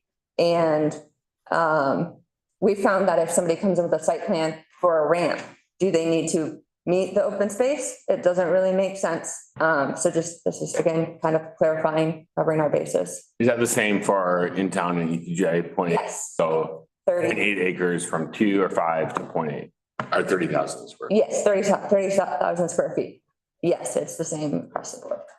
The next one is public recreation area. So again, this is striking the public recreation, which is the active recreation from minor subdivisions. This is typically happening in the ETJ, and it doesn't make sense to require active recreation on family property in the ETJ. Right. Then the last one on this slide is the recommended invasive plant list, and this actually came from our engineering department. They were struggling with the language for our recommended and invasive plant list, and then when I looked at it, I agreed. So this is me trying to simplify it. So the proposal is striking the last sentence and then saying very clearly that the list of species in table A is recommended and the list of invasive species in table B is prohibited. Will that be updated in compliance with the Department of Agriculture, who defines these things? Yes, I actually went to a green growth workshop not too long ago, and Pittsburgh was recommended. Somebody asked, well, where do I find a list of invasive species? And someone, but not somebody, the person leading the class with, I don't remember what she's from the state. Debbie Ruse, maybe? Or No, but she was like, actually, if you're looking for a list, Pittsburgh has a very good one. So that was reassuring, but yes, that is the ideal that we'll continue to update that as we go. Excellent. Right, Joe? So for. Sorry, would you mind going back 1 second? So in terms of the minor subdivision and site plan changes, would that be retroactive for the families that you are already identified or? No. No, okay. No. The specific issue though, again, if you're in an area that's RA2, your lot's already 2 acres. This is your family. You want your family to set up a recreational amenity for 4 lots because. So I think one of so they might be okay, and people can always withdraw their application and reapply. Great. Good question. Thank you. The next one is for, it's giving the town the power to require traffic impact analysis or TIA. Basically, we found that we weren't able to require a TIA when we wanted to, and we asked NCDOT to assist with us, and it didn't really work out. So we want to give ourselves the power. So this is that. It is typically at 500 or more vehicle trips per day, sorry. But we have added on a line that says, the proposed development is located on a roadway that has a demonstrated transportation capacity issue as determined by the town manager or designee. So this could be the town engineer, this could be the town planning director. So this is the idea that we can do this and we want. We saw with one of our projects, it kind of comes towards the school, and we want to make sure that we have properly addressed any traffic issues. So. Cool. Does this happen, if we approve this tonight and stuff, is this, could still apply to things that were approved or not approved tonight? Not previously. But they haven't been approved by commissioners, right? Right, it hasn't been like. That's right. The commissioners still have to. Right, so They have to codify it. these, yeah, concurrently. We recommend that they, well, if there's something that you think shouldn't go forward to the commissioners, Well, no, if you this, can move to amend. I'm just saying if this goes Yeah. forward concurrent with like, one of the things that we talked about tonight, Yes. would that, require them to get a traffic study before? Understand. Okay, gotcha. Got it. So if a project, an applicant comes in and applies to a project, from the date that the UDO is amended, they have 90 days to decide if they are applying under the old UDO Okay. or the new UDO. Oh, it's a meeting thing. Okay. Right. Great. It's not who's on the agenda first. Okay, great. Understood. Okay, the next one is, this is bringing our UDO compliant with fire code. So fire code requires the bolded underlined sentence, and so we are just scratching our text and making it match that. And then, Sorry, Jen. yes, sir. I guess you answered that, Matt did a minute ago. So we just looked at one. Yeah. And a credit union that's bigger than this. So good news, we bring the fire code, the fire marshal comes in to all of our things. And when we say that the staff has reviewed it extensively, we bring the fire marshal in and make sure he approves it too. So that one only has one entrance now. It was indicated to us it would open up into the district and eventually the bypass. Yes. But that could be 5 or 10 years. So issuing COs will be limited or like regulated with that connection. When they go to issue the 100th CO, if they don't have that second connection built, they aren't going to be, we can hold that up. All predicated on like sewer and other things. There's also a sewer capacity issue that's going to slow building. So then this next one, not too long ago, you saw amendment it was removing sidewalk standards because that was covered in the town infrastructure and utility construction standard specifications manual. We call them the town specs. So engineering under their town specs regulates sidewalk standards, and current staff, not knowing about that amendment, has had to spend an excessive amount of time reviewing the UDO to find the sidewalk standards to enforce the standards that we know that we have. So to guide developers, anyone that's building anything, town staff and future town staff, we are adding this sentence guiding us to the town specs. And this one is for planning board.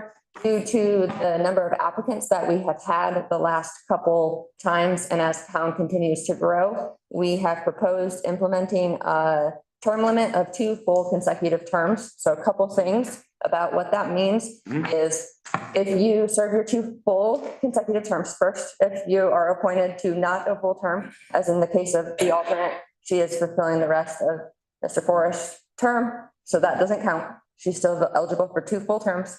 Second, if you sit off a term, then you can come back on. So we have a downtown board, we have a Parks and Rec board, we have our board of commissioners, we have lots of boards and ways to be involved. So it's giving an opportunity to sit somewhere else. And this is also a common practice that we see in a lot of the towns around us. And the idea here is that as we grow, maybe, and since there seems to be a high interest, let's explore that. Term limits. How would that be implemented? Yeah. In other words, if this gets approved by the commissioners next week, would it then start effective then, or would people like Eric and Frida? Well, there's four, maybe 5 of us who would be toast. Go off immediately. So I think the current plan is that, not like the current plan, that was probably a poor word choice. I think the current idea of implementation is that it would go into effect immediately. So that would be the case, but you could always motion to, or like not motion, but like included with your motion, if you decide to approve it, make a recommendation that it starts July 1. So that way everybody would be able to serve 2 full consecutive terms. My question would be like, 'Cause I'm on second term, you're on more than 2 terms. I'm on second term and I think I expire in February next year. I'm on a fraction of a term like you. And I think that maybe what would be helpful is to talk about more kind of transparency in how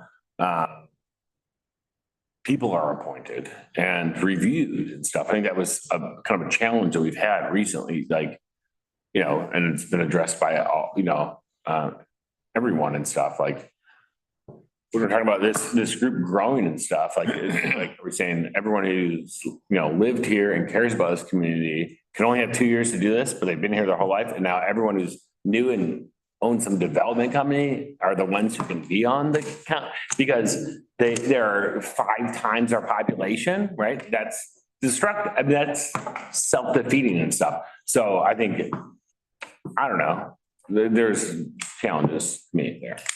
All right, I was just gonna say, I have the room for most of this, but let me throw something in, a couple of things. 2 terms is 6 years. Yep. You can also sit out a 3-year term, go serve on one of our many other type of boards, and then come back. The other issue is more important. Our last 2 application cycles, we had 26 for in town and 28 for the ETJ. I have never worked anywhere where that was the case. And then 3 years before that, 3 applications before that, how many did you? Like 4? Ever since I got here a year ago, we've had 3 cycles, and each and every time we've been up to 40 applicants. But what I've heard is before that, there was nothing. So like, it's just new people coming in. Are you new? No, I'm not new, no. I'm saying, New to Pittsburgh? yes. No, I've lived in Pittsburgh for 7 years. Precisely. So what I'm saying is we had a ton of potential applicants. I weeded through the group. I did have some internal conversations with my staff. Made it clear that when you have 26 people interested in one position, what it's saying to me is we're not having any trouble recruiting folks. And then to come back to your point about how, like your question, so that is why we require an application, staff can use it. We're prepared to make recommendations if the board wants it. The applications are also provided to the town clerk, the town manager, the board of commissioners. So ultimately, you're relying on your board of commissioners, your elected officials to pick candidates that they believe are qualified to make decisions or recommendations for the better of Pittsburgh. Sure, I agree with that and stuff, for sure. Is there a way to, or was there any consideration of adding some language about staggered terms? Because if They are staggered. there's, I mean, in terms of those having to be, you know, in a 2 consecutive term bucket, if I heard correctly, there's three people that Or maybe 5. When did you come on, right? Depends if the alternate. Yeah. So is the alternate coming on term? Yeah. No, well. An alternate term is a term, yeah. When did you come on as an alternate? I've got to be boring. Yeah. So I think there are 5 cards are going to stop working on July the. In terms of staggering, so that it's not like everybody's lost at one time. So Terms are. staggered already, so it will be like one person. No, I totally get that. My point was more about in terms of this being implemented as soon as it's passed. So that's where the current understanding is that it would be implemented immediately, but if the planning board wanted to make a recommendation to implement it starting July 1, everyone would be eligible for 2 full consecutive terms. Does that answer? That's what I think what they're saying is like, say, me and Carl. So we've already been on the board several years. So what the question is, if we say it's July 1, does that mean that we automatically come off because we've already been on it? Or are you starting that July 1 is the new rule? There's 2 options. So you wouldn't automatically come off it. You would serve through your term. Right. Staggered. So it wouldn't be 5 people on. At one time, right? So say my term ends next year, so that when my term ends, then I'm done. Yes, I would say hypothetically, you end in December, the chair ends in February. I believe. And mine does end in December. Well, next year. You have another. So it would be staggered in that sense, but Yeah. no, it wouldn't be staggered. Right, yeah, I get it, cause so next, so July, if we say July 1, that's like any new person, any new people that applied and come on. So if someone came on and someone came in July, then they would have their first 3 terms. First term, they continue, want to go for the next term, that'd be their 2 terms that they've served. In the meantime, My term doesn't end until next December. So when next December gets here, then I will be completely done because I will have served all of my term. That is the current idea. Yes. We are open to. But alternates. Same story. It's been on 6 years and never sat on the board, they still go off. We have sitting on the board right this week. I've never been, an alternate has never been a voting member of the board because everybody always showed up. Well, actually, technically speaking, if you had three people who had to recuse themselves, then all the alternates would be serving in those persons. If you don't, if If you don't, then you're just coming to watch the show. Our discussion. There's no way that we can guarantee if. And the answer is that yes, alternates would count because there's no way for us to know if they would participate or not. You guys coordinate with the commissioners, the town commissioners, the county commissioners, or other boards that exist and stuff, they concurrent and they understand the same sort of term limit. That's the intention. All right, well. Have to start somewhere. Upon, some sort of cohesion there and stuff, so that. This is there's not- cohesive. Well, it's cohesive with us, right? But if then another group who appoints all of us decides not to do that, well, then that's control over everything. I just want to clarify, so you're saying that it's cohesive with the board, that they're on the same page with this? With all the boards and the commissioners across all the different boards. Are that the commissioners themselves and stuff too agree to the same thing, so that like they can't say, oh, we have no, I guess we call these term limits, right? And we can sit there forever and we can then now appoint people off and our builders and. The difference is advisory versus elected.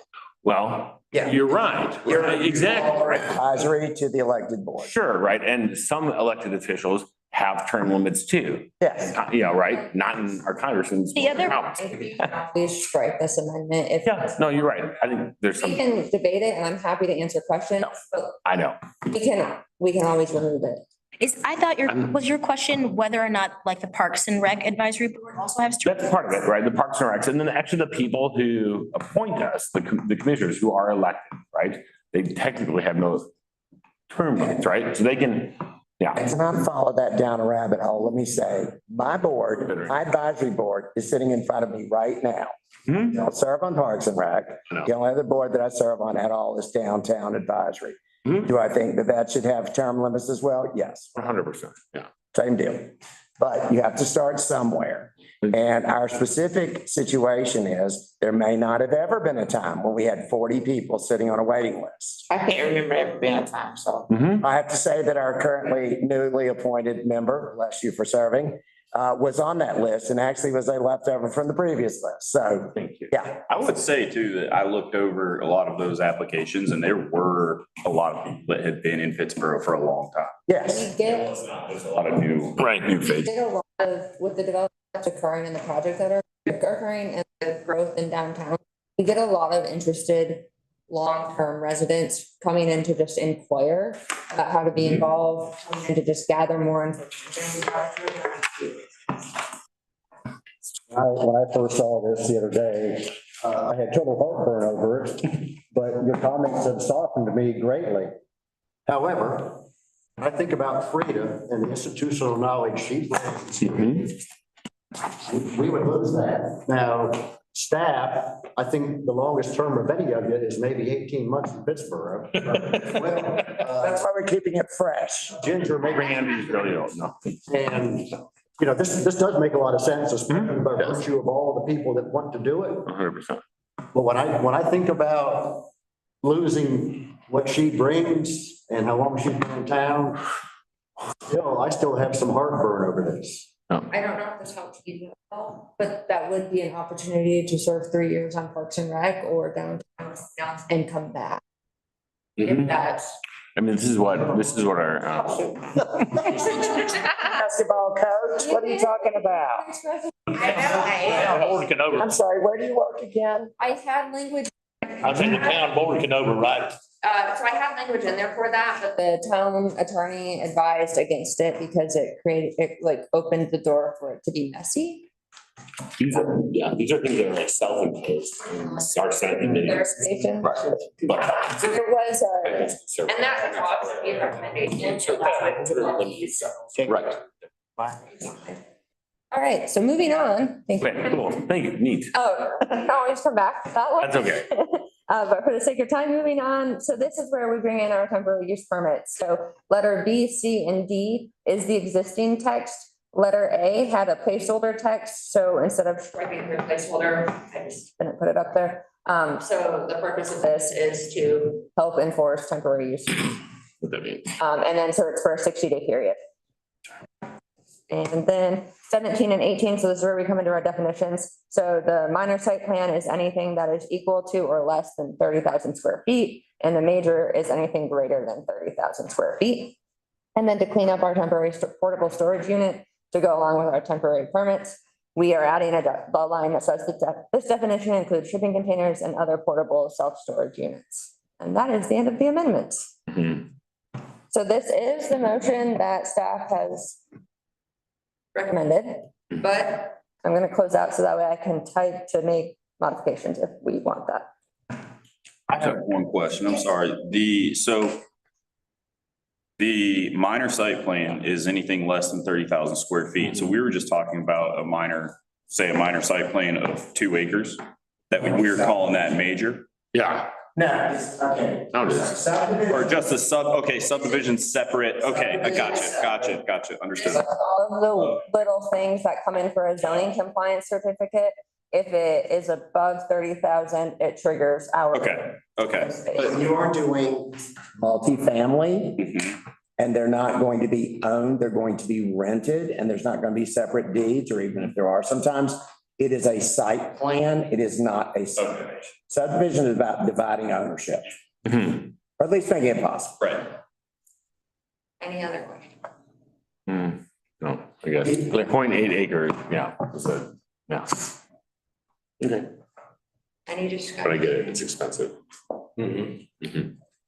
So in front of us is a recommended motion, and do we have anyone here on the board that cares to make a motion to approve ZTA 2024-1? Yes. Or to amend it? Ask a question first. Okay. Amend it. So we just vote to approve it. We take everything as stated and individualize. Okay, sorry, go ahead. No, that's what I was saying. I was thinking, I think, again, not because I want to be here for reference, but I think about police officers for reasons of knowledge and continuity and making sure that, yeah. Randy just wants to train a newbie about every 10 months. Right. So we couldn't have enough. One second, Randy. Let me throw something in. Wait, one, yeah. Let me just throw something in. Okay, go ahead. When I moved to my neighborhood, now since I moved in, there've been quite a few people who've either died or moved in and out. But what I was gonna say is when I moved to my neighborhood, we were the first newcomers in 36 years. In addition to being the first newcomers in 36 years, I was also the only fresh set of eyes that had come to my HOA. And I was also the only person with any training in land use planning or in subdivision or in real estate. So when I asked to be on the HOA, my first year there, I was told, I don't want you. I didn't even want to sell you the house. Now, they were very close to being bankrupt. There was less than $20,000 in the kitty, and there was $4.3 million worth of demonstrated needs. They had not raised HOA fees in 27 years. Oh my goodness. Now, due to the miracle of COVID, the 2 people went off the board and they needed a treasurer. I don't know anything about money, but it doesn't matter. The point is, I came in as the treasurer, and then as people were flaking out and leaving, I managed to make it up to vice chair. And then in an open election with every homeowner there, I took 97% of the vote as the chair. Now, the reason I'm saying this to you is for 27 years, they loved the way they were doing it. They had the same property manager. They had the same rules. They had a set of rules where they were replacing $60,000 decks at the cost of the entire neighborhood. There were only 15 people who had one. So 15 people were telling the whole neighborhood, you must replace my $60,000 deck every time a bug decides it's yummy. So I went in and I literally just began to swing an axe. And over a period of about 1.5 years, I decided we're going to be more fair, and I decided that we're going to treat people equitably, and we actually recruited new people. As it stands today, there is one person from the original HOA group that was there 5 years ago. On the one hand, you could say, gosh, there's a lot of institutional knowledge that went out the door with the people who left. And the ones who died certainly took their knowledge with them to the grave. But let me say this. The people who had this institutional knowledge also wrote down their personal knowledge and shared with us the experience they'd had since they were there. And many people who cycled off of the board continue to contribute in a meaningful way, in very much the same way as these folks did, by attending the meeting, meeting with people, saying, I see something going on, I don't like it, or I do like it. So no one is agreeing to die having left the board. They're simply saying, I'm giving someone else a chance to come in and affect the decisions of the future. Everybody here is advisory, and you're giving advice based on individual experiences and your life experience. But we've got almost 40 people scratching at the door like a stray dog going, hey man, when's my turn? It's because of the big paycheck. Well, no, yeah, the big. That's that huge paycheck. To be fair, we have like Connie here, right? So Connie's been here for years and years and years. She's still here sitting in the back, right? Everyone else who is here today and had some input and stuff is gone and gone and gone. We have members in right, this circumstance today and stuff, who had to recuse themselves for these specific members that are here and stuff. That is a slippery slope, right? When you, Possibly. but possibly, when we talk about 72,000, from 4,000 to 72,000, the same amount of land and stuff, these people are not 72,000 homeowners. These are a small percentage of people who own all the homes, right? These people applying for, I mean, is that evaluated or putting it in there? Like, do you have to own a single home? Can you own multiple homes and still be on the planning board? That's a difference, right? And you're right. I mean, and it's scary to say like, oh, all the planning board are people who own. Well, you know, you certainly could apply, but the town board doesn't necessarily have to appoint you because they're going to go through those applications. Yeah. I don't care how many. And you guys have all had to disclose where you work. Yeah. And, right. And we've done that. And yeah, and you're very honest and forthright about it. So that's all good. But okay, but yeah. The purpose in sharing my experience was simply to say that if you ask 90% of my neighbors, does the current fourth term president need to be on our board? They would have said no. Yeah. But those people were also keeping other people from coming in and bringing other voices in, newer concerns, different concerns. Differences. Our board is a lot better. They each owned one home in that. Why they have elections. Right. Yeah. Yes. Okay. All right. So do you want to make a? I'll make a motion, but perhaps to exclude the item 15 for further discussion about what are the conditions and what are the conditions. Recommending that, yes, to the board. Motion to recommend. So let me understand the motion. The motion is to approve, except we are taking the change item 15 out. Right, For further. for the consideration. Yeah. So everything else will be recommended to go forward. Okay, you're saying to take out, you're saying to change. I'm saying staff can make any recommendation, staff chooses. You can take out for now. Yeah. I didn't hear either of you that. One speaker at the time. Staff, based on training and experience, can make any recommendation they wish. You all are making an advisory opinion, which will be considered with a group, but you are not dictating staff's position. I want to be super clear about that detail. Thank you. I think we're making a motion as a board. I think the text on the TV reflects the recommendation that the board would like to make. Okay. If it's not, please let me know. This is really helpful because then I can get the exact worded used for my presentation to the board. Right. Thank you. I will second the motion. All right. All in favor? Maybe we better do this on head count. Mr. Carney. The modification text goes forward to the town board with the item 15 set off to the side, the term limit. Aye. Aye for Mr. Carney. Aye for Mr. Schaefer. Ms. Alston? Aye. Yes, fine. No. Nay? Aye. Aye. Nay. Nay. So we have two nays. But anyone voted against, like to share why they voted against. Yeah, I think we should approve. the whole thing. Yeah. I agree. Okay, fair enough.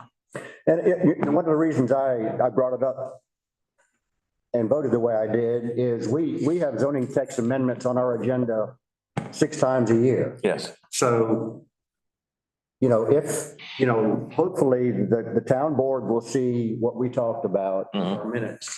And they'll see, and maybe they'll say, we like it the way it is with the 2 terms, 3 terms, 1 term, whatever the case may be. So we can always revisit this. Right, sure. 100%. I really, when I think about the institutional knowledge, I perfectly heard what Randy said. Yeah.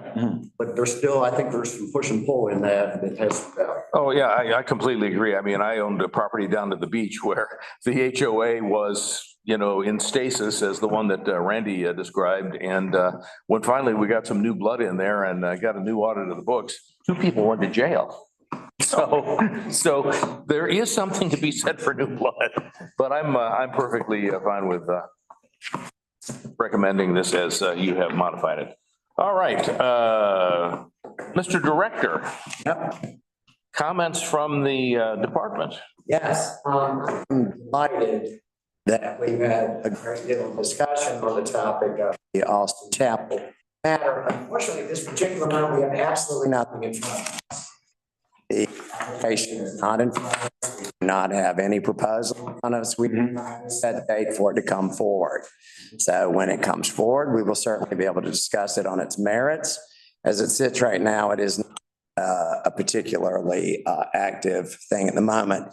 You mentioned text amendments. Mr. Vice Chair, I do want to say we're going to be bringing a vote to you all because what we have discovered as we are navigating the waters of our UDO is that there are many places where we have had a series of issues. Let me say that I realize that wedding chapel seems like an incredibly inexpensive way to treat land in the country, but we have had 8 proposals and each one has its own demerits, not the least of which is that 5 of the 8 were within 250 feet of a residential structure and wanted to have outdoor music.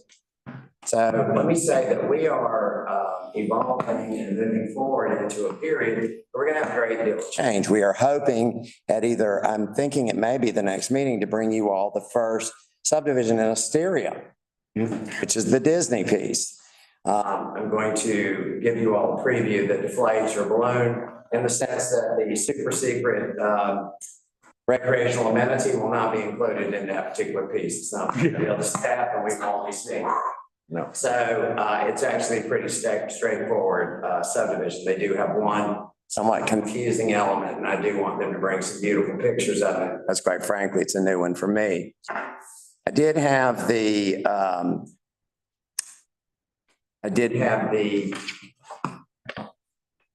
honor this past week of participating in the American Planning Association's Planners Day on Capitol Hill. And what was going on with that is, number one, it was a virtual event instead of an in-person event.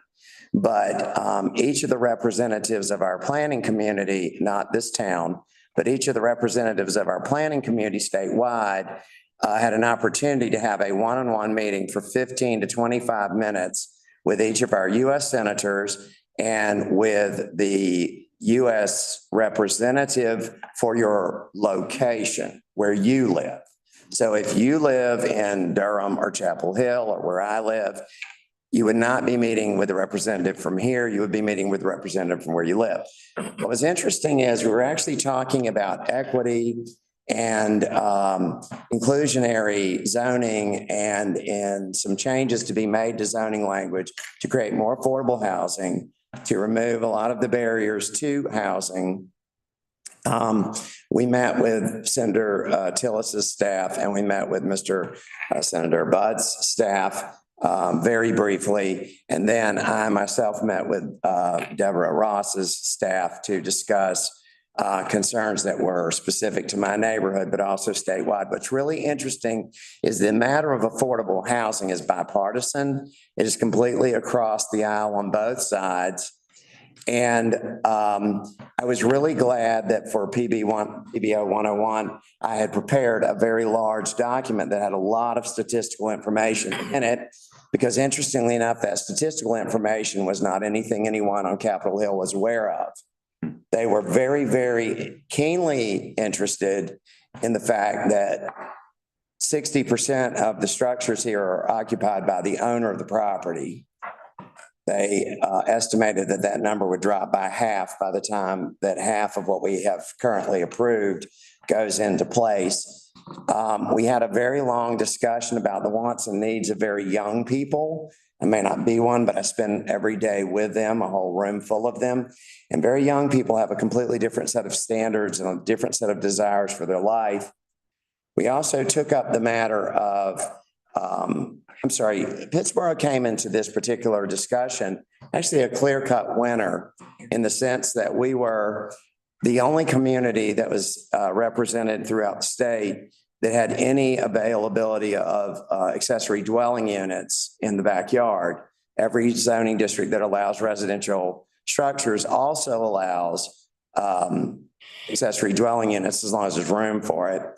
And by the way, this medical temporary has nothing to do with accessory dwelling. You can still have one of those as well. So let me say we were miles ahead in that area. Having been able to get 120 in one of tonight's proposals, having to get, a percentage, 5 to 10% of the project that's behind us on Reeves Farm to be one type of affordable and then another type of affordable. All of those things were feathers in our cap, and we actually represented well when compared to Chapel Hill and Greensboro, the two communities that were best represented. Our inclusionary zoning was used as an example of best practices. I didn't come away with a lot of new information, but what we were trying to do was get Congress to approve an appropriations bill for first-time buyers, not builders. They have all said that they have rejected the idea of giving builders money. They said that that was a 3-year attempt and it had been a fail. And so they are going back to their roots. The program that allowed me at 27 to buy the first house I ever bought is being beefed up. And there are some other programs that are extremely important. One of the three representatives had a very different take than the other two, but I was very impressed by the bipartisan nature of it. And I'm going to certainly say to you that extremely high density and allowing the most people to occupy the smallest amount of space was the theme of the day, not brought in by our staff, but brought in by the national and the international organizations. There was a concern that smaller communities were having a struggle with getting this done, and actually based on what we were hearing from Greensboro and from our neighbors in Apex and Cary and Raleigh and other places like that, we are making great strides. There is in this state a 10 million structure deficit for affordable units, and only 5% of the residential structures that are currently standing in the United States of America fit the affordable bill. So I'm going to say we have a lot of work cut out for us. I have an amazing staff, and they impress me every single day. We will be bringing many, many, many more things to you all. Tonight's agenda was incredibly full because of last month's training. And I'm going to say that from here through Christmas, I would say we're going to be going at a breakneck pace. I'm excited. That's what I was doing. I'm sorry? Ginger mentioned that she has left our staff. Oh, Ginger left. Her last day was today. Yes. Ginger. Well, that explains why she didn't answer my emails. Well, anyway, I understand. Answer mine. Did she? Must have been on the way out the door or off her iPhone. 2 weeks ago, though. No, this was day before yesterday. let me just say, she's moved on to a different adventure and she goes with our blessing. But let me say that we are doubling down. Probably the two most exciting things that our staff is working on is a downtown vision plan update. I think it's 5 years old or something to that effect. I don't know, 5 to 10 years old. We have a new vision plan we're working on, and the South Village portion of Chatham Park is going to be one of our next very large projects. So I'm super excited. Thank you, Randy. Yep. Thank you. That's good. Any further board discussion or comment? Actually, I owe Carl an apology. Carl, I didn't realize that you wanted to speak when we were talking about the zoning change of that residential model. 64. Yeah, I'm sorry. I didn't see. The very first item. Yeah. Okay. It was a first one. So mea culpa. Just curious. Is anything you would like to have read into the record or? No. No? Okay. All right. Anybody else? If not, I'll entertain a motion to adjourn. I'll make a motion, would y'all? Thank you, Frida. Second. All in favor, aye? Aye. We're adjourned. I don't know.